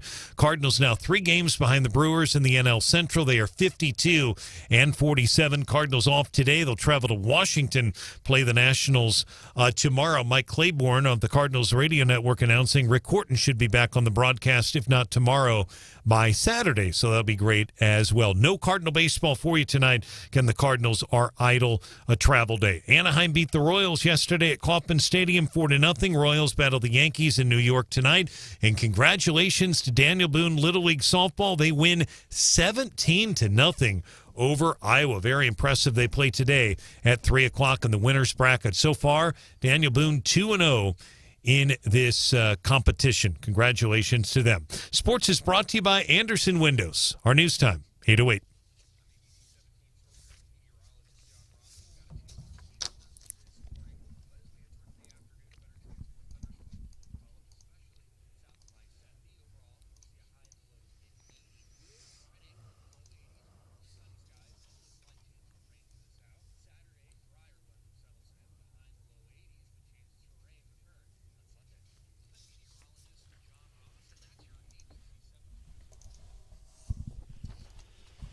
John, thank you, and a great job today on television, you and Megan Drakus. Megan does a fantastic job on the television as well. Weather brought to you by Willett Dental Associates, 75 degrees. 809 93.9 The Eagle, 93.9theeagle.com. Traffic is pretty slow right now, presented by MidmoHires.com. Many of you would have seen this, and I've been on the phone with the authorities. They don't have a lot of details, but this pursuit went all over northern Boone County today, literally on numerous highways. At one point, we don't know if it's a man or woman, whoever the suspect is, driving 100 miles an hour, may have had warrants, we're not sure, but he jumped off, basically jumped out of near a bridge, tried to get away, he and another passenger, and they've been captured by the authorities. We don't know what they were wanted for. Nobody was hurt, so many of you who saw that chase, that the 2 suspects have been apprehended here within about the last 10 minutes. I'm Brian Houseworth, 93.9 The Eagle.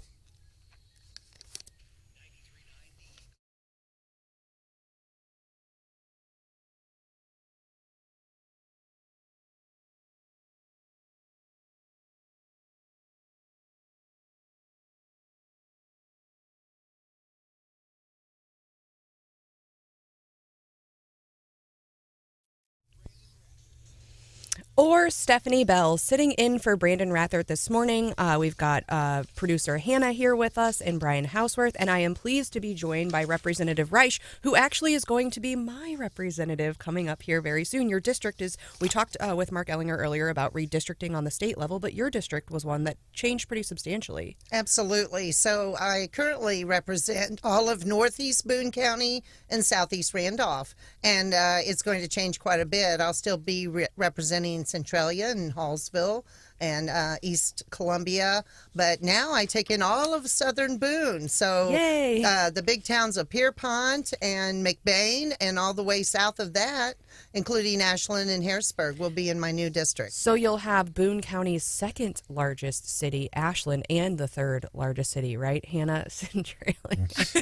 And the fourth largest city, Hallsville. Yes, Yeah. exactly. So we're excited about that. But I think as people, we heard from our clerk, Brianna Lennon, earlier this week that some folks are confused when they're going to the ballot box saying, did I get the right ballot? Because I am, it's a little bit different than what I thought on some of the races. So be aware of that, that the districts are changing. And when you need to reach out to your local state rep, you might need to check to make sure that it's not someone new. Because for me, it will be someone new. And I'm excited about that. Now let's talk coming up, special session. There's been a lot of talk about how, and so in Missouri, it's a narrow call. So the governor gets to say, I'm going to call a special session and it's limited to these items. He has done that. And now he is kind of taking time, I guess, to meet with legislators about how that might proceed. The Democrats wanted some abortion stuff in the call. That didn't make it. So what will you be talking about? And have you talked to the governor?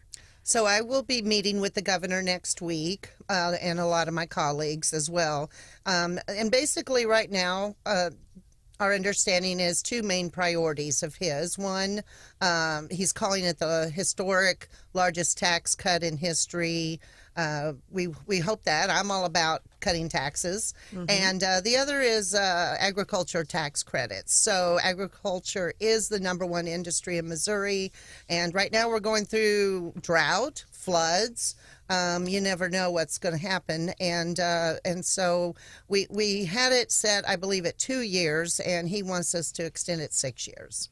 Okay. And so where are you at on those issues? Obviously the tax cut you're in support of, and the ag issue you think you can support as well? Yes, absolutely. Is that where most of your colleagues are, you think? I believe so. We will be discussing that over the next couple of weeks. The caveat about special session is right now the House and Senate are getting new carpet and renovations. I love that we're still using the desks that have been used for over 100 years, but they're getting a little refurbished. They're a little scratched up after 100 years worth of use, but I'm sure it will be in conjunction with veto session. It just makes fiscal sense to do it at the same time. Yeah, I talked to Senate Majority Leader Caleb Rowden, representative, and he definitely feels that way, and so does Pro Tem Weeman about that. And you're absolutely right. The two issues that the governor is looking at right now, unless he expands the call, would be the largest tax cut in history and the agriculture tax credit. Now, Caleb Rowden told me on the record that basically there's still work to do. There's still work to do because we don't see the actual bills yet, so there's obviously negotiations. But what the Pro Tem John Weeman told me was that they also have to thread a needle because they got to be able to do something that will pass the Senate. And he expressed some frustration there because the House did pass the 6-year and the Senate knocked down the 6-year ag tax credit. So what's your gut feeling? Can something get done that would get through both chambers right now? Well, since I'm in the House and I see it firsthand, I think we get our work done, get down to business. But once it goes over to the Senate, it's been a convoluted mess over there. So who knows what's going to happen on that side of the building. We get done. We'll have public hearings on both sides of the building. And I have no doubt the House will get it passed. How do you respond to those who say we can't afford tax relief? We can't afford tax relief. How do you respond to that? I say bunk. I mean, that's not true. We now, not only with the ARPA COVID monies, all our revenues are up. I mean, Missouri is in good shape. By Constitution, we must have a balanced budget. But the thing is, we have more money than we know what to do with. We need tax cuts. We need to help the working people. We need to lower their tax burden. Well, and one issue that, I know you were really passionate about was the gas tax issue. And it was Representative Walsh who kind of carried the water on that last year and saying, hey, we should really undo this because we are so flush with cash. Are you monitoring now what's coming in as far as the refunds? Because I think in my mind, we kind of went over the numbers last week. It's a lot fewer refunds than I thought, and which means we have even more money from the gas tax. So is there any, will you then take on Representative Walsh's old push on trying to bring that, either undo that legislation or bring that increase down? So I did vote no on the original gas tax increase. Also, I co-sponsored Representative Walsh's bill. And if not me, I think somebody will file it. I don't know. I'm not optimistic that it will get repealed. I do encourage people to save their receipts. I sent in my gas tax refund, and people are like, thinking it's too much work or not worth it, but that was just at the 2.5 cents. Now, July 1, it's 5. Yep. So if you want an Excel spreadsheet, I can email it to you. That will calculate it and track it for you real easily. And to me, once it gets up to 12.5 cents a gallon, you're really going to be hurting and want that refund back. Well, and I think in particular we've talked about small businesses who maybe make house calls or, have a lot of vehicles in their fleet. For an individual, maybe it's not worth it, but there are a lot of people out there who it is worth it, which I mean, kind of surprised me because I think the numbers that were being reported was, 2,500 people, which is, a minuscule amount of people who are eligible to, and I think you have until September 30th to turn your receipts in. Mm-hmm. But, I think we're going to have way more money coming in from that than we had originally anticipated. So as you're looking, I think pre-filing starts in December. And so as you're, kind of looking beyond special session and we start to look toward actual legislative session, we heard from your colleague, Representative Griffith, this morning. Maybe there might be something related to veterans' mental health in the next session. Are there other items that you can identify now that you're thinking are going to be the big ticket items? So the Republican caucus will be meeting here soon, and we're going to set out those priorities of whatever they may be that we come up with as a group. Now, I foresee things such as keeping biological boys out of girls' sports. It's just the whole gamut of things. Education has always been a huge priority, and helping our veterans, of course. But there's just about 2,000 bills each year are filed, and on average, maybe 150 or less are passed. And I think we maybe got about 50 done this year because everything was just chaos with redistricting maps. So in looking at those elections coming up, because there's a lot of incumbents being challenged and open seats that are, especially for the Senate, that we've got some folks in the House in, are you expecting more of the same this year? Are you expecting any upsets? I mean, how do you anticipate those bodies change, or are we just going to enter our third year of complete chaos in the Missouri Senate? So I think it's all yet to be seen. I hope we don't have complete chaos in the Senate. It's just shameful and embarrassing. What's interesting over in the House is we're going to have so many incoming freshmen. Yep. So many people, your first year, the deer in the headlights kind of thing. But I will be a senior and hopefully pitching in on some leadership roles. And we do a lot of mentoring of the new freshmen. So we get in and get our work done. Our plan, like we did this year, we had a congressional map ready. We had it passed by the end of January over to the Senate, and it took them so many weeks and months to even, get anything done. And then they walk out and don't even work the last day of session. So people need to get serious and get their job done that they were elected to do. You obviously have an opponent, Mr. Rathel, and if you are to be reelected, and you're confident you will be, Dean Plocker will be the Speaker of the House. You know him. You both came in together. He's from Town and Country. You're a senior. He's a senior. You know him well. In an ideal situation, if you get a chance to sit down and say, Mr. Speaker, this is the committee I would like to chair, what would that committee be in an ideal situation, or committees if you could pick one or two? So I don't even care if I'm a chair of a committee. Some of my passions have always been the elections and elected official committees. We have several good Republican reps. We've passed this great omnibus bill, photo ID. Part of that was my standalone bill of auditing voter rolls. So it's a team effort. Whether you're chairing a committee or not, you have equal input. And so, I've been on the judiciary in the past. I'm currently on the education committee. My eyes have been opened. I've been shocked. The late Rebecca Raber was a good mentor to me when it came to education. When the scores came out in the last day or two for the 2021 school year, Columbia, of course, is near the bottom. And, when you hear things like litter boxes in Columbia Public Schools and all the shocking things that are going on here in Columbia, it just makes me want to work that much harder. When you say litter boxes, what do you mean? Oh, there's this term they use, furries. It's where children identify as animals, and then, they don't talk English, whether they bark or meow or whatever. And then they go into the school bathroom, and instead of using a toilet that flushes, they use a litter box. It's shocking. It's absurd. It's unbelievable, but it's happening here in Missouri, and it's happening here in Columbia. Well, that's going on in Columbia? That what you just described? Yes.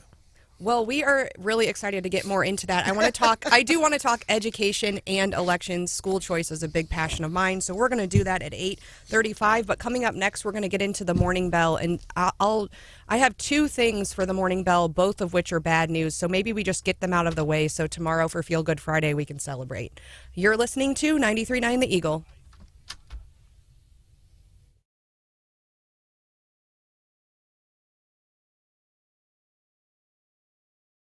Several years ago, I met this guy by the name of Greg Hodges, and I knew him from Hodges Roofing and Siding, and I'm like, so Greg, what is it that people say about you? And he says, well, people say I'm an obsessive serial roofer. And I said, well, what do you mean by that? And he said, well, I just do little things. For example, I use the highest quality. I do 5 nails per shingle, not 4. And that's why I believe in Hodges Roofing and Siding. I am Brandon Rathert for Hodges Roofing and Siding. They give you the best warranty. Listen, it's great. Somebody shows up at your house. They do roofing work. Maybe they're doing a whole new roof. And then shortly after, you're finding issues and you have that moment of doubt. Well, I don't know what this company is going to do. That is not the case. That is not the case with Hodges Roofing and Siding. They offer the best warranty. And it's those little details, matching the color of paints and the piping, things like that. Check out Hodges Roofing and Siding. Been doing this since 1976. HodgesRoofingandSiding.com.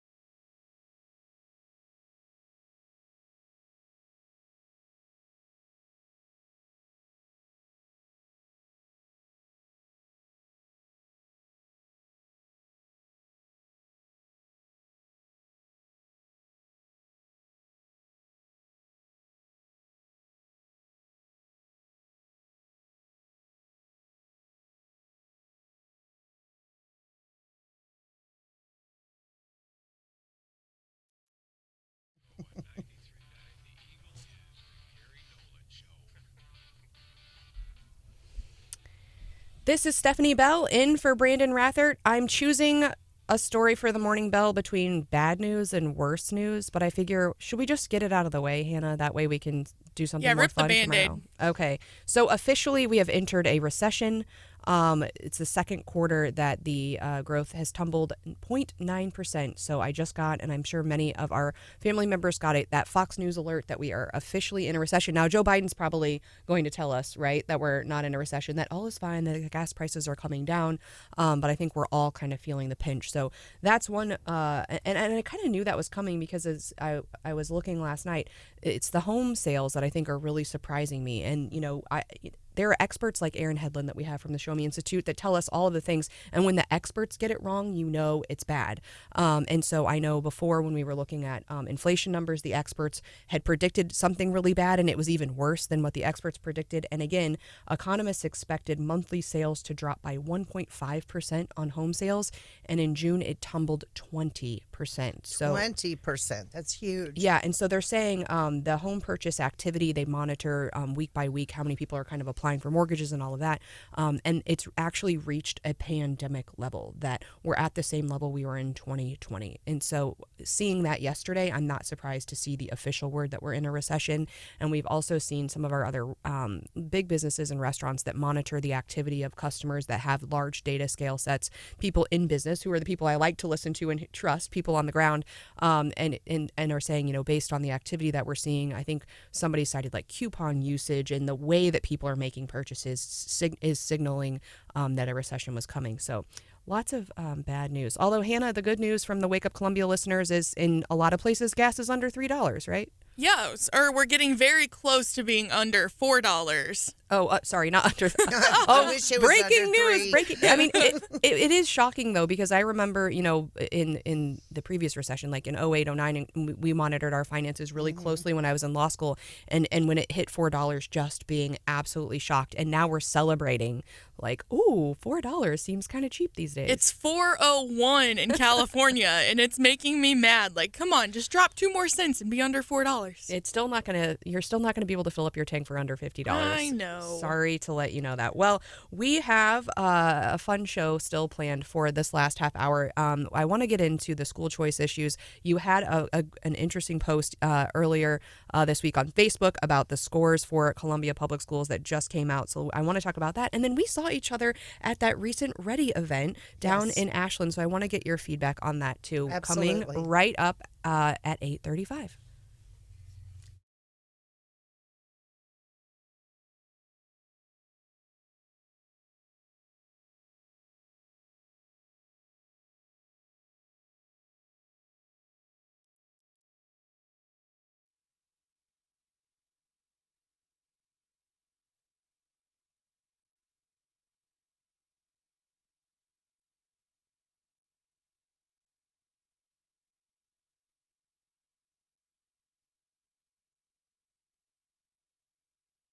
Four out of 10 people are scared of the dentist. Willett Dental Associates practices conscious sedation dentistry to relax those fears. Make an appointment now at 573-445-5300 or at WillettDentalAssociates.com. This is a Fox News alert. I'm Chris Foster. The nation's economy shrank again in the second quarter of the year, 0.9% according to the Commerce Department, the second down quarter in a row. The first quarter estimate, final estimate, was 1.6% decrease. Now we have a first estimate of the second quarter decrease of 0.9%. So if you look at the common definition of a recession, that is a recession for the first half of this year going back. Now, the Federal Reserve Chairman even said yesterday you have to take this with a grain of salt. He said it's going to be revised, but you can still look at the trend that is there. Edward Lawrence with Fox Business. JetBlue has a deal to buy Spirit Airlines. The two airlines say they will create a national low-fare challenger to the dominant Big Four airlines, American, Delta, United, and Southwest. That's Fox's Ginny Casola in New York City. Spirit shareholders rejected a merger with Frontier Airlines yesterday. New unemployment claims are down 5,000 at 256,000. America's listening to Fox News. And now award-winning local news coverage with Brian Houseworth on 93.9 The Eagle. 93.9 The Eagle News Time with Robinson's Cleaners. Robinson saves you time. It is 8:31, 76 right now here in Columbia, 75. in Jefferson City. Good morning. I'm Brian Houseworth. Here are some of the stories we are working on for you on this busy Thursday morning. We will learn details here in about an hour and a half about the Columbia City Manager's budget priorities and any changes he'll recommend. City Manager DeCarlin Seawood will deliver his budget message for the fiscal year 2023 at 10 o'clock at City Hall. You're invited and actually encouraged to attend the briefing by Mr. Seawood. It'll take place in the council chambers. Columbia's current budget, about $460 million. We don't know if he's going to bring up the Wabash station, things like that. We don't know. They're keeping it pretty close to the vest, but we'll learn all his budget priorities, and then that budget he unveils today will be introduced at the Monday night council meeting. Meantime, Boone County's clerk projecting a 35 to 40% voter turnout in the primary election on Tuesday. Brianna Lennon joined us live on 93.9 The Eagles. Wake Up Columbia. Normally in an off presidential year, we do hit around 30 to 35% for our August election, and then November will probably be in the 60% range. Ms. Lennon's office will also be open for absentee voting for you on Saturday. You can vote absentee there from 9 until 1. Poll workers also eligible to cast an absentee ballot. Boone County Sheriff's deputies need your help solving that shots fired incident on South Brampton Lane Wednesday. It happened just before noon south of Chapel Hill. No serious injuries are reported. No property damage. Authorities still looking for the suspects. And the average wage in Boone County is now $49,000, according to Ready. News brought to you by Hemi Construction at 8:33.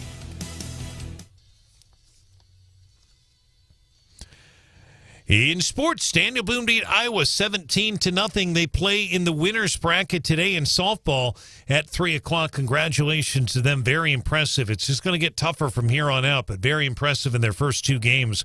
Again, they'll play Wood today, 3 o'clock. Good luck to the Daniel Boone softball team. The Cardinals beat Toronto yesterday 6-1, so they split a two-game series with the Blue Jays. Lost the first one, win the second one. Adam Wainwright, fantastic job. Uncle Charlie going 7 innings, gave up 5 hits, 8 strikeouts. Cardinals get home runs from Gorman and Pujols. They're 52 and 47, 3 games behind the Brewers in the National League Central Division. Cardinals are idle today. They'll travel to Washington, play the Nationals tomorrow. Anaheim beat the Royals 4-0 at Kauffman Stadium yesterday. Royals battling the Yankees in New York tonight. Sports is brought to you by Adam Kinzer, Service Master of Columbia.com. 93.9 The Eagle News Time, 8:34. Traffic check, midmohires.com. Local companies are looking for local people. Midmohires.com to post your job opening today. Roads have been pretty quiet in mid-Missouri. We did have a pursuit north of Columbia off of 124. 2 suspects jumped near a bridge, tried to run, I take it, into some brush or maybe some woods. They have been captured up in that area. So many of you saw that pursuit that happened just before the 8 o'clock newscast. So that there's still probably a law enforcement presence, maybe. I'm not 100% sure right now if they've cleared that scene or not. The good news is nobody was hurt, and the 2 suspects have been captured. They're on their way right now to the Boone County Jail. If they're not on their way, they will be shortly. I'm Brian Houseworth, the 93.9 The Eagle.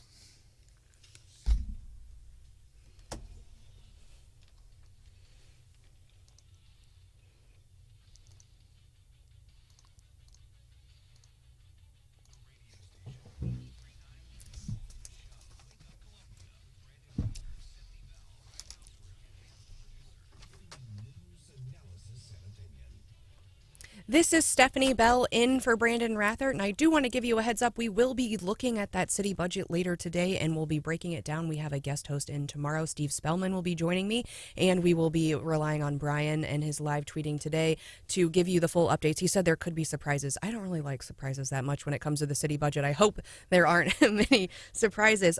Maybe there'll be good surprises, not bad surprises. Ooh, I'm not going to hold my breath. But so let's get into, we saw each other recently at this Ready event. They had a quarterly event. It was really well attended. It was down at Eagle Knoll down in Hartzler, and they had a bus tour, and I bumped into you. What did you think of that event and the attendance and what was said? So I was a board member on Ready Regional Economic Development for over 20 years, in the past, and I've always been about jobs, jobs, jobs, and their mission is attract new businesses, retain the ones you have, and expand those. And it was there was 2 busloads of people, but with the redistricting, I will be representing Ashland, hopefully after January 1, and it is just growing so much. The new Rankin Tech and just everything about the community, the regional airport. And so it was a great turnout. It's great to network with other business owners. I'm also a small business owner. Mm-hmm. Well, and I think that's really important. And, I got onto the Board of Aldermen in Ashland during COVID, so I haven't had the opportunity to meet some other of the regional leaders. And I think, working together is so important. I mean, we've had some big projects here in mid-Missouri with the bridge and other things that really required, facilitation and coordination at all levels. I know, you've been involved in that, and you coordinate with other local elected officials. So I was really excited to see the event, and I really hope they do more things like that because, and at the same time, they offer so many different services. I was able. The hub is one. And they have an entrepreneurship manager and so many resources for small business owners. And I also own small businesses. So, it was exciting to get to talk to those folks and find out what resources are available, for folks right here in mid-Missouri who are either have a business or who, maybe are looking to start a business. So Stacy Button and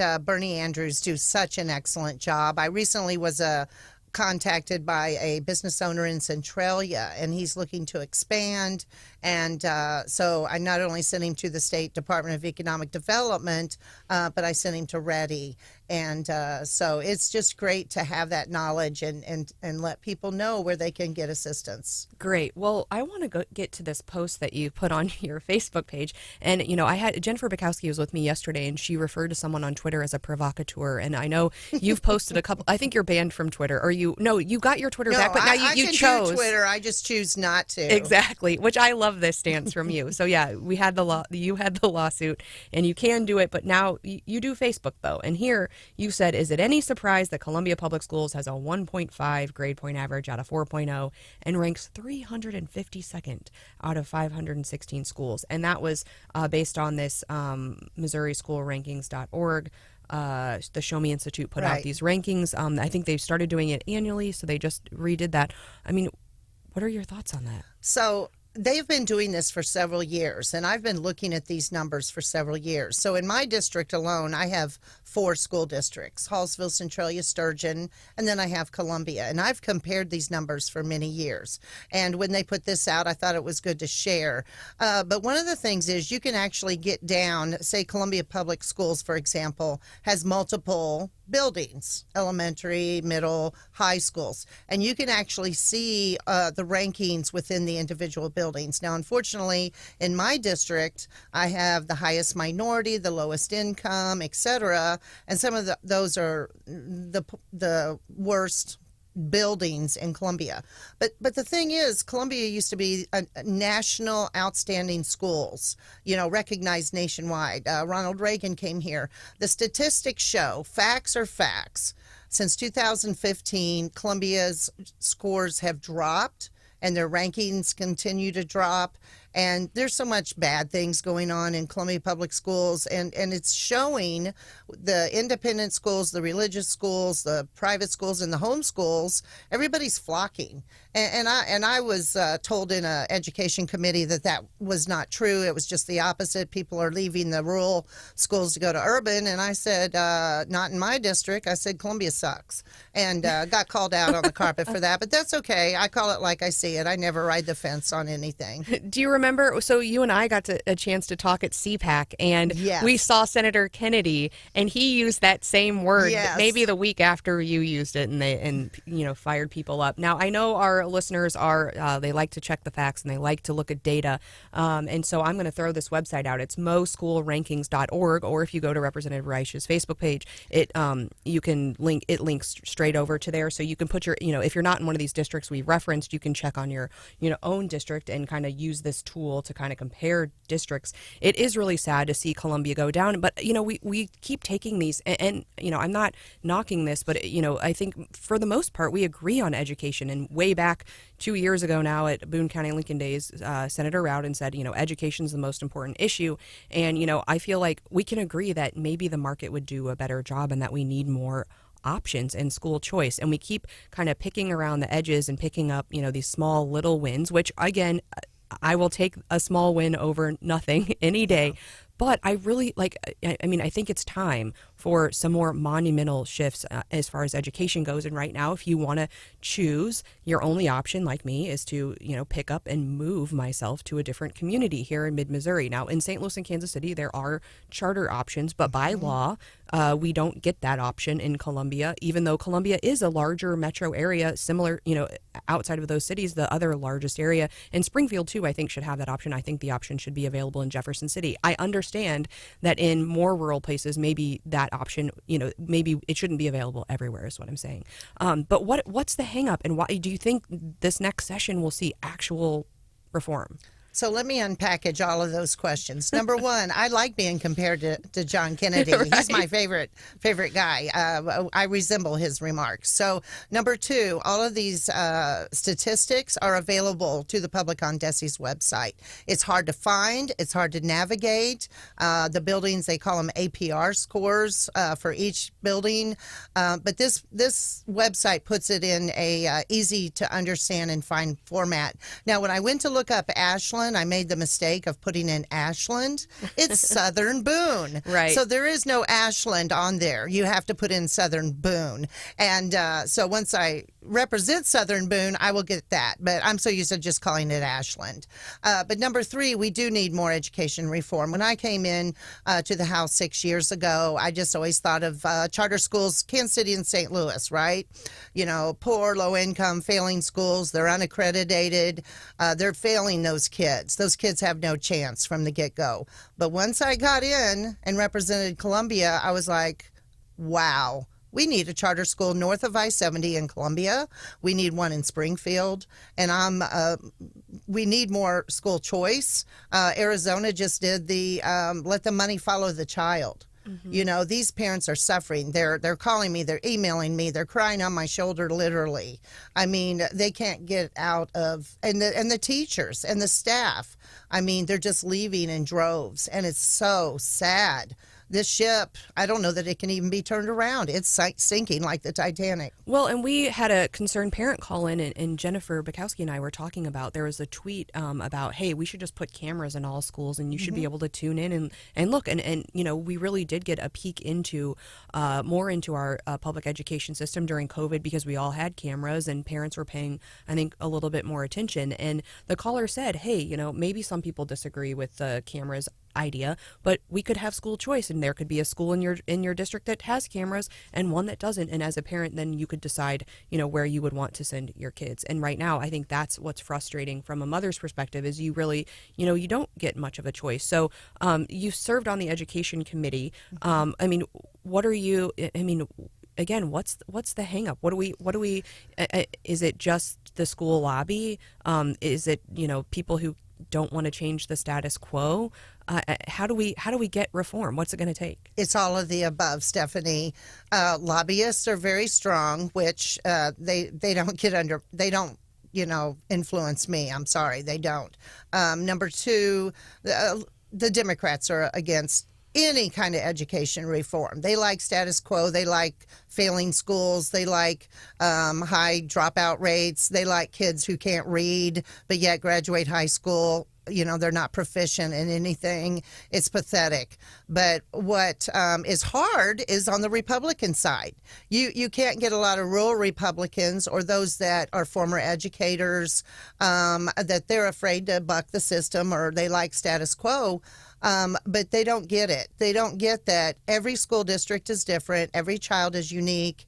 And there's good schools, there's bad schools. And we just need more reform and more oversight. And I think DESE could be doing so much better, and they're not. And, I'm sorry. Our children deserve better.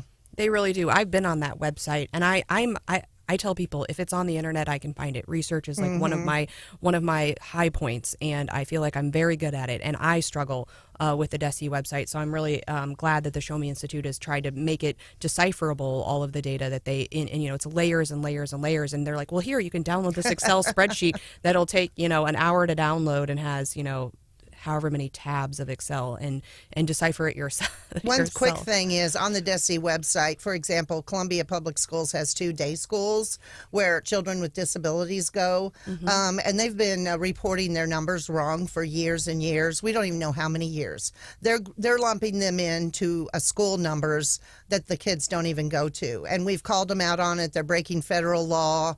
I hope they correct it and change it from here forward. We brought it to DESE's attention, to Columbia Public Schools' attention, and they're not the only school. There's other schools in Missouri that aren't reporting what they call day schools, and these disabled children are struggling so bad. And again, kids of all abilities deserve better. Really? I'm appalled. And in fact, my own grandchildren just recently this year began being homeschooled. I'm sorry. And they don't even go in Boone County. I know a lot of folks that are moving toward homeschooling. Well, coming up next, let's talk about elections. I know you've done a lot with voter rolls. We've got a new piece of legislation that's actually going to be in effect for the November election, so changes are coming. Let's review those coming up next. You're listening to 93.9 The Eagle.